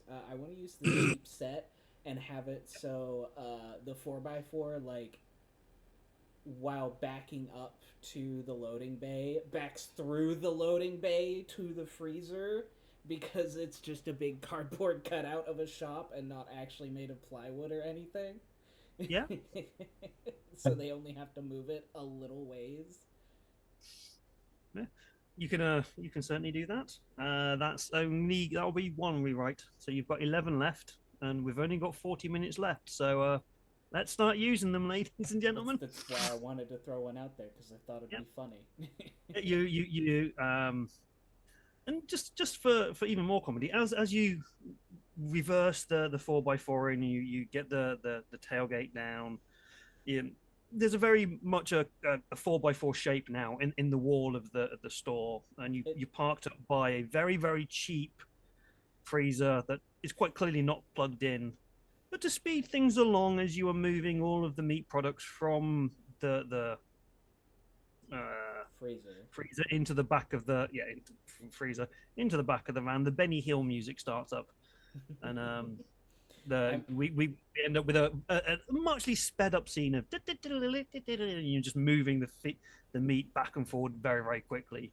And Occasionally, the one of you whole slips is over. very cartoonish, like a Wile E. Coyote cartoon, where it is not vague. It is perfectly the 4x4 has backed in, and you can even see the rear view mirrors cut out, and the wheel wells. Like you can see everything cut out in the back side of the shop.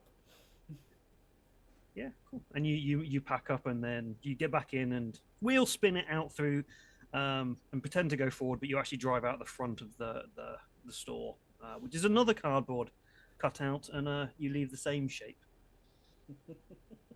And you drive down the street. While you are doing this, we shall skip over to Dr. Humberto and Kitty. You arrive, you know where Sonny's apartment is. You arrive there. It is basically a couple of pieces of wood thrown together, a couple of pallets thrown together to form what should be a beach hut, or what someone who is stoned would think a beach hut looked like, and also had no budget to make a beach hut. There's half a surfboard that looks like it's been dragged out of a skip lying around. There's just random detritus, a car jacked up on bricks. The house is overgrown with just normal plants, but you can certainly smell weed in the atmosphere, in the air. And running by the side of the hut is a little dike and a little river, and you can see these really long plastic vines have been laced within the normal plant matter. They're bright green, and they look very similar to, or at least in Dr. Humberto's opinion, they look very similar to the mass that was removed from the stomach of the alien. No, we've not gone into outer space. From the Gillisapien.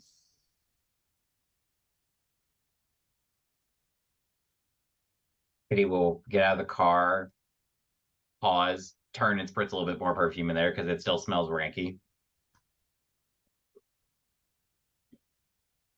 Doctor, does the university not pay you well enough? What do you mean? Another time. And they'll go to wherever the plant matter appears to be because they got work to do. They got a sister out there. They got to get this shit under wraps.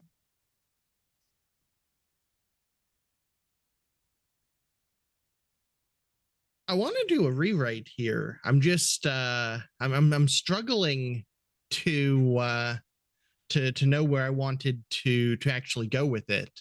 Something with the plants.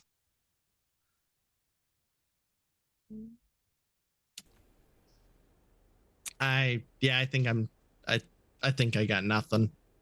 Hold up, Well, I might have something. I have a funny idea. If no one else Go with does. So normally on a set like this, they would have fake plants, but They are very much fake, these ones. I think it would be really funny for these to be like one of the stagehands' actual pot plants that they were growing on the set. So that like if they catch fire, it turns into Without a Paddle, where everyone just gets stoned in the middle of the wheat field. I like it. There's quite clearly some fake plants still there, but just one of them is actually a real marijuana plant growing through it. Adds to the atmosphere. The smell is actually real now. It's not just in your imagination as the actors in the movie. There is actually a very faint smell of marijuana in the air. Well, we'd better start preparing these these leaf patties for them, right? They'll have the meat. We have to wait till they get here, but first we have to harvest them, I believe. And they'll take a look. That one's not ready. That one's not ready. That one's not ready. That one's too far gone. That one will work. And that You one just know a so lot happens about to be plants. a real plant. I got the honors version of Botany 101. Oh, very just- nice. I'm not sure which one of these would be better for deleted scene or missing scene. I think deleted scene would be best, but just for the comedy of it, deleted scene of earlier in the movie where Kitty, before the beach party, was actually part of the hippie stoner group. And it's a moment of, oh, damn it, I have to go to this stupid party. And Donnie's supposed to be there. Fuck, I have to keep him away from my sister. Okay, I'm ready. So they have knowledge of what they're supposed to be doing. Yep. So we're prepping the real plant. Okay. Well, we'll say we've used 3, and for that deleted scene, we'll do that as a two rewrite. So we've used 4 rewrites, 8 left. Cool. As you are picking the plants, you are preparing the things.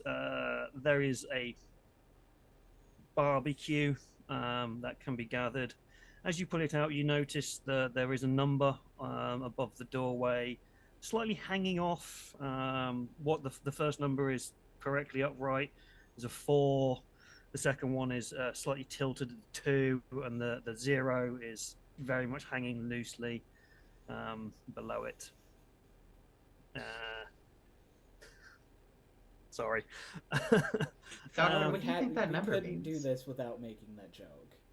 I'm surprised. I've been waiting for one of you to bring it in, but we've got little time left, so I have to bring it in. Right, and as you're doing this, Dale and Joe, you are driving around the streets, forgetting where he lives, and you're driving around trying to find the cabin.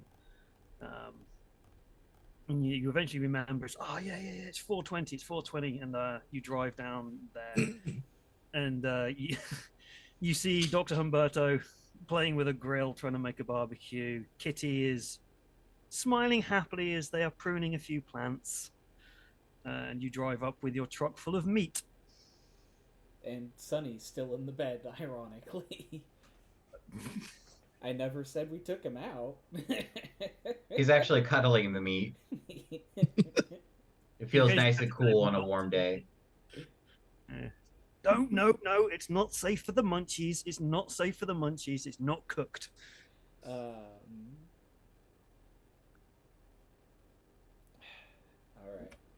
We gotta get this shit going. As soon as they start smelling them damn plants, they're gonna be here. Yeah. There's I thought that was you actually acting that. There's gonna be the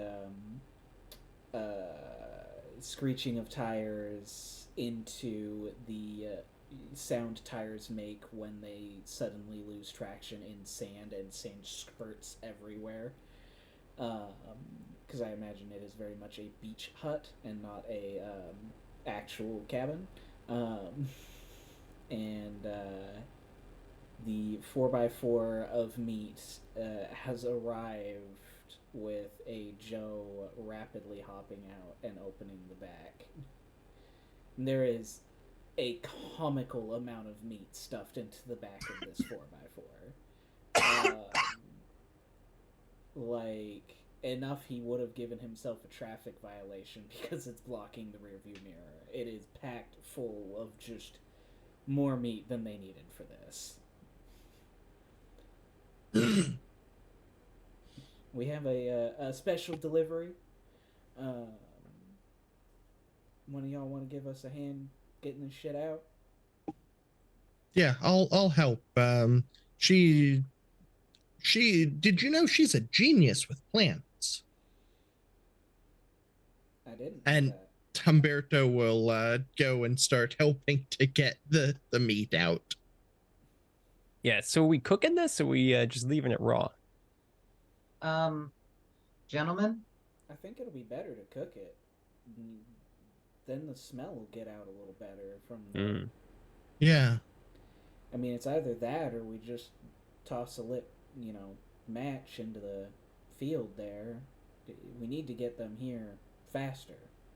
Otherwise, meat's gonna spoil anyway. gentlemen, Yes, ma'am?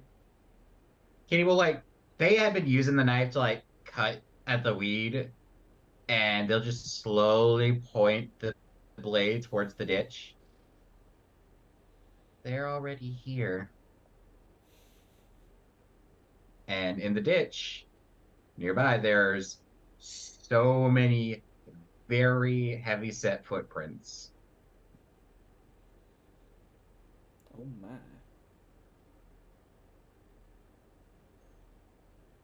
I think we may not have as much time as we would like to have.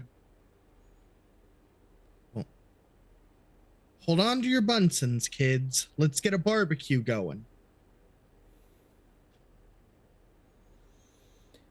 Doc, you have some of the weirdest fucking sayings. Hold on to your Bunsons. Okay. Dale pulls off a just like spare wood that's just hanging off of the cabin because it's falling apart. It's in disrepair.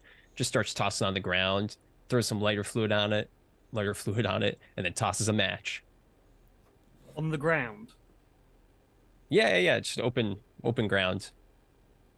Okay. I'm going to use. We don't have time for this. I'm going to use a right here to do cheap set. As you're pulling apart and taking wood off of the cabin falls apart. It's You completely accidentally grab the one supporting beam. Yeah. It comes crashing down, and as you light the fire, you've also spilt some lighter fluid between the pile of wood that you've created and Sonny's cabin, and both go up in flames.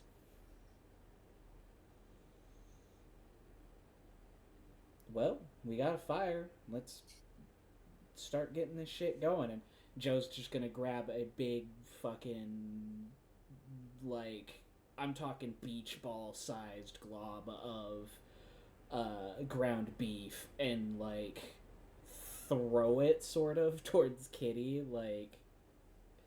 Just take it, put the buds in it, and start getting shit cooking. We need to get them here. Within about 30 seconds, that thing has now become a marijuana meatloaf. That's right.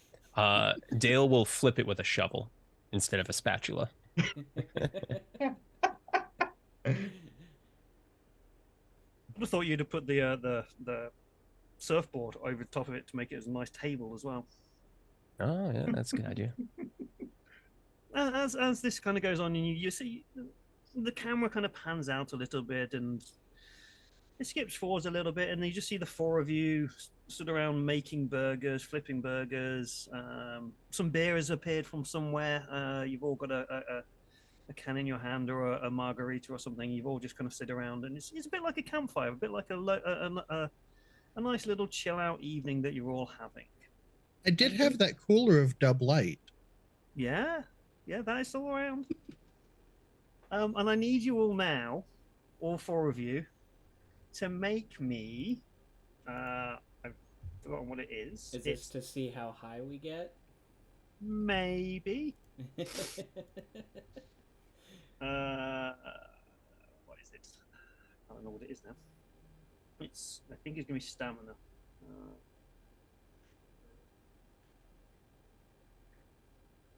Yeah, we'll say stamina and survival. I think that works. All right. I only have 4 dice. This is gonna be great. So that's a 1, a 3, and a 3. Ooh, the doctor has botched. That's 2 Wait, tens I think from I Kitty. actually have a 4th die from my last quip. Yeah, you can do, but so don't fail this. Otherwise, it's a botch. Hey, losing should be fun. An It's 8. okay. Boo. Hands up, who thinks it should be a botch? Yep. I think it would be hilarious to have the doctor get stoned. Like, out of everybody. The most, yeah. Yeah, no, I am absolutely, I don't know, I can use a rewrite to say that I botched that, right? Your ankle's still hurting, and that's distracting you. You know, you twisted Yes. it earlier. Oh, true. Yeah, that's an extra complication. Yeah, pain medication is definitely gone to your head. That the alcohol plus the weed crossfade tends to go really fun for some people. You are also feeling quite sick as well because of the smell of the weed that you removed at the very beginning. The weed. So what about everybody else before we deal with a very, very stoned doctor? So Joe got 2. Dale.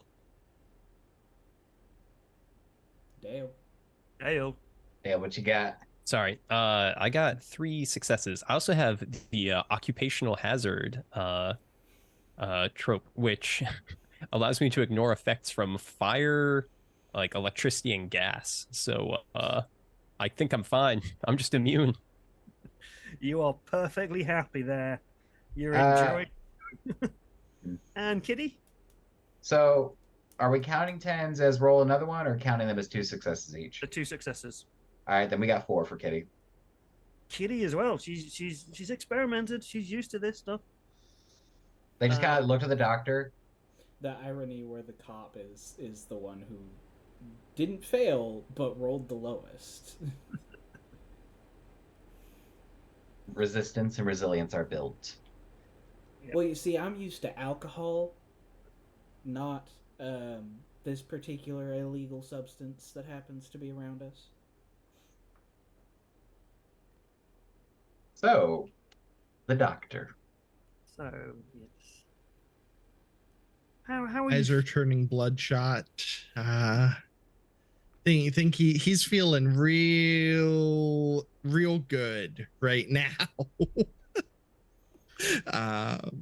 You know, the doors of perception are opening up for him, and you know, he is one with the universe at the moment. Doc, you feeling all right? Feel better than ever. You know, maybe have you ever considered that there are all kinds of life on this planet, and sometimes the best thing is to simply live and let live. I do not have a monologue prepared, but I do have the monologue trope, and I would like to say that I give this whole monologue about how at the end of the day we're really all just different kinds of humanity. And the trope for monologue is that I give a monologue and people love me for it, or maybe they hate me. Everyone's social rating goes up or down one step after listening to me monologue. I would like to use a rewrite to change one word in your description there. Instead of we are all just different forms of humanity, we are all just different forms of meat. Yes. Yes. Okay. He's high enough, I don't think he would catch it, but it just seems so fitting. Like he happens to, as he's giving the monologue, glance over and see the overflowing mess of meat still coming out of the back of the 4x4, and it trips him up. Made out of meat. As he stares over at the meat is also in his mind in the shape of a human. It's the way that it's spilt out. There's little human meat burgers walking it's around actually the just back of it. Sunny covered in the ground beef in the back of the. But also, because Kitty may have planted something earlier, it's not just Dr. Humberto Perez who is stoned. The actor themselves are actually tripping. It's that bad. You actually got given the one with the real plant in it. So it's getting like that. And as the night goes on, nothing really turns up. You just get more and more weird conversations about the stars and humanity and meat, and how the stars, if you go to different stars, there's different meats and different humanities, but it's all one meat. And suddenly you get this whole religion built up around meat from Dr. Humberto. He's moved from science into philosophy through to religion. I'm so glad you did that. Didn't you know that I'm a doctor of theology?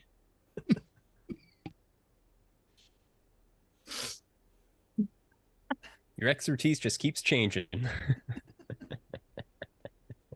I don't remember taking that course. It wasn't very Sounds really memorable. interesting. As the night goes on, no, as I say, no creatures appear. You go back. One of you goes back to kind of poke around, maybe relieve themselves in the woods. You actually look down and see that the footprints are actually human footprints. They're boot prints rather than anything else. And they look like very maybe Joe maybe catches them at one point and go, they're very sturdy footprints of what could well be military boots. I'll let you deal with that piece of knowledge for a few minutes. Yeah, Joe is a crime scene investigator. He has actually a lot of knowledge on things like ballistics and stuff like that. So seeing these sturdy military boots and remembering the black rubbery creatures covered in seaweed that no one ever really took the time. Oh wait, we dissected one. Did we murder a seal? Were these like National Guard or something, or Coast Guard coming to? Was he right about a government conspiracy? Oh no, we have to cover this up. I like how he's not the stoned one here. He's also been sipping on whiskey all night. Yeah. Like all night, all day. Probably gone through a whole handle throughout the course of the day, so he's though not stoned, probably pretty tipsy at this point.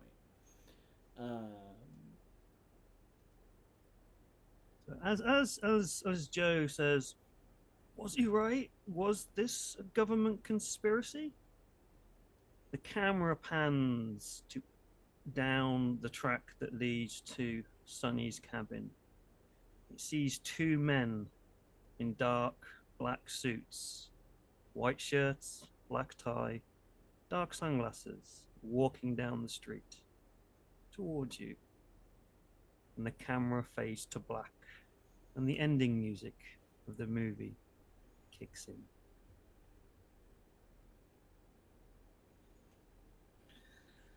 The audience sit there, looking mildly perplexed as to what has just happened. Whether it was worth the money they have paid for the cheap popcorn, the flat soda, and the sticky floor. Everyone's left a little bit confused, a little bit lost, but still really wanting to know what just happened. Was this real? Is there more behind this story? Will they know? And at the end, as the scene credits are rolled up, a final scene is flashed before the audience's eyes of a large factory down the stream from where from where Sonny lived, as green smoke rises from one of the chimneys. There we go. We shall end there.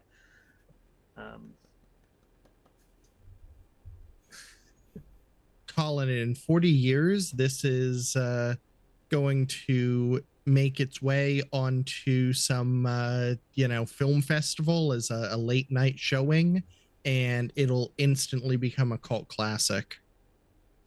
Either that or Never Mystery be a Science sequel. Theater 3000. Definitely. This is going to get Never a remade in sequel. 20 years. Great. Well, I'll be looking forward to the residuals on this, David. So make sure you send those checks over. We've got to go through post processing and edits and cuts and things. I'll keep you all up to date. Just speak to my assistants. The checks will be in the post. I've got to go do something. Yeah, speak to my yeah. Good job, everyone. That's a wrap. Cut. And so yes, that was They Came From Beyond the Sea. Half of it was Party Beach. Half of it turned into They Came From Outer Space. And then I don't really know where it went. Turned into another party at a burning down shack. So I totally didn't accidentally mess up everything by taking us off the rails. No. The ending, I brought you back to where some of the clues and things were, so it was all good. But there is a lot more to explore with this story. If anybody's interested in actually knowing the real story and continuing the investigation, I do recommend picking up the actual scenario. They Came From Beneath the Sea, Party Beach. There's some very fun things in there that can continue on into a longer story, not just a one shot. That's available over on DriveThru. So that will end the game.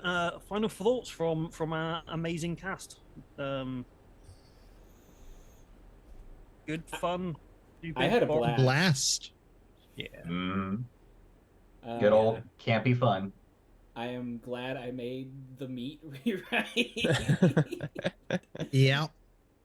See, I thought you were going in a. Are you familiar with the short story or the short film? They're Made Out of Meat. Yes. Okay. I assumed that's where you were going. No.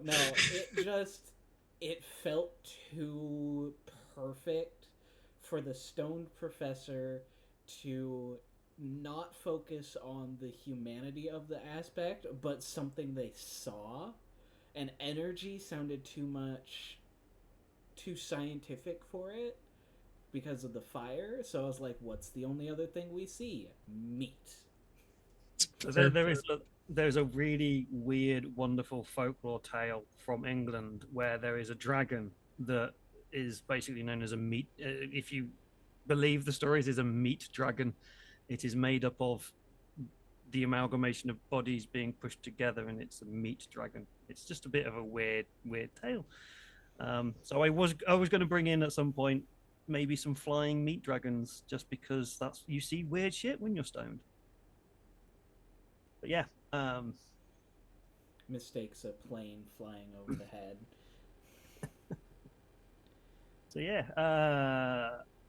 So I know Joe and Kitty have played before. They came from the sea. They came from uh, Mike and Dale and Dr. Humberto. I see. Is this your first time playing?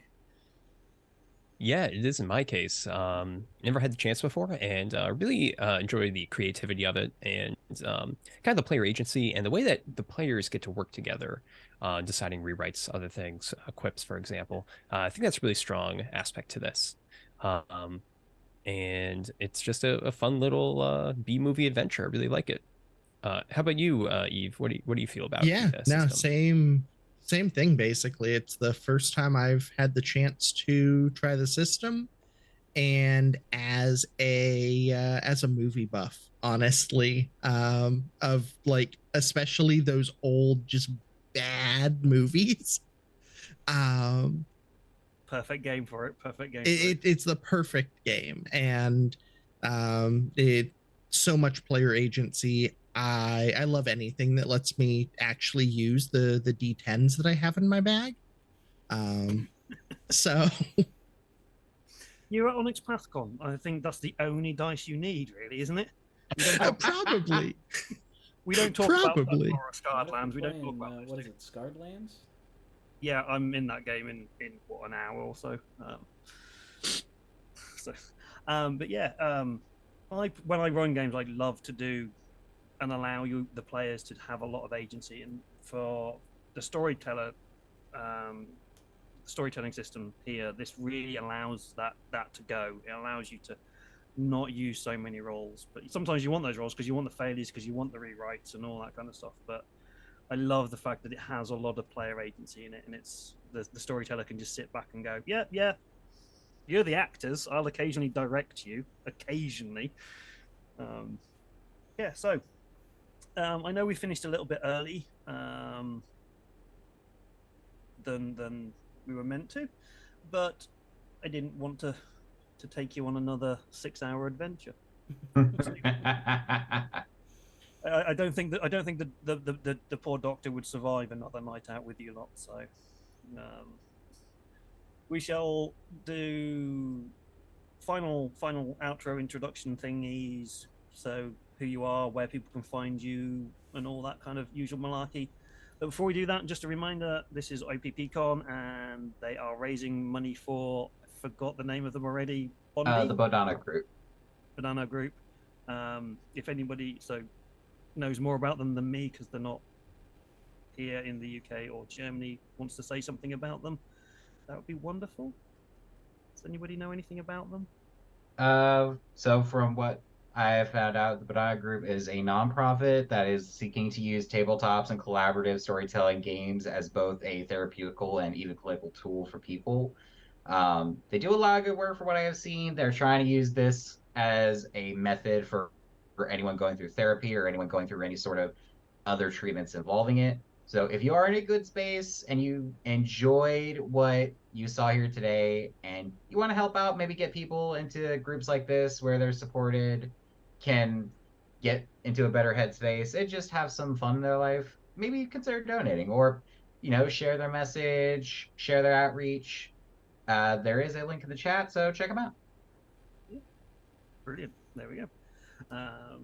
The OPP are also promoting that they've teamed up with Start Playing as well. So you can head over to Start Playing. There's loads of OPP content over there. Loads of great storytellers running games there as well. So with that admin out of the way, let's go around and sign off. Who are you? Where can people find you? And all of those wonderful, fun things. What do you do and whatnot. We'll start with Eve. Who are you? Where can people find you? Well, I was and continue to be Eve. And you can find me if you would like at Fairest Paradise on Twitter, or well, basically anywhere that there's a screen name. Other than Facebook. Anywhere other than there.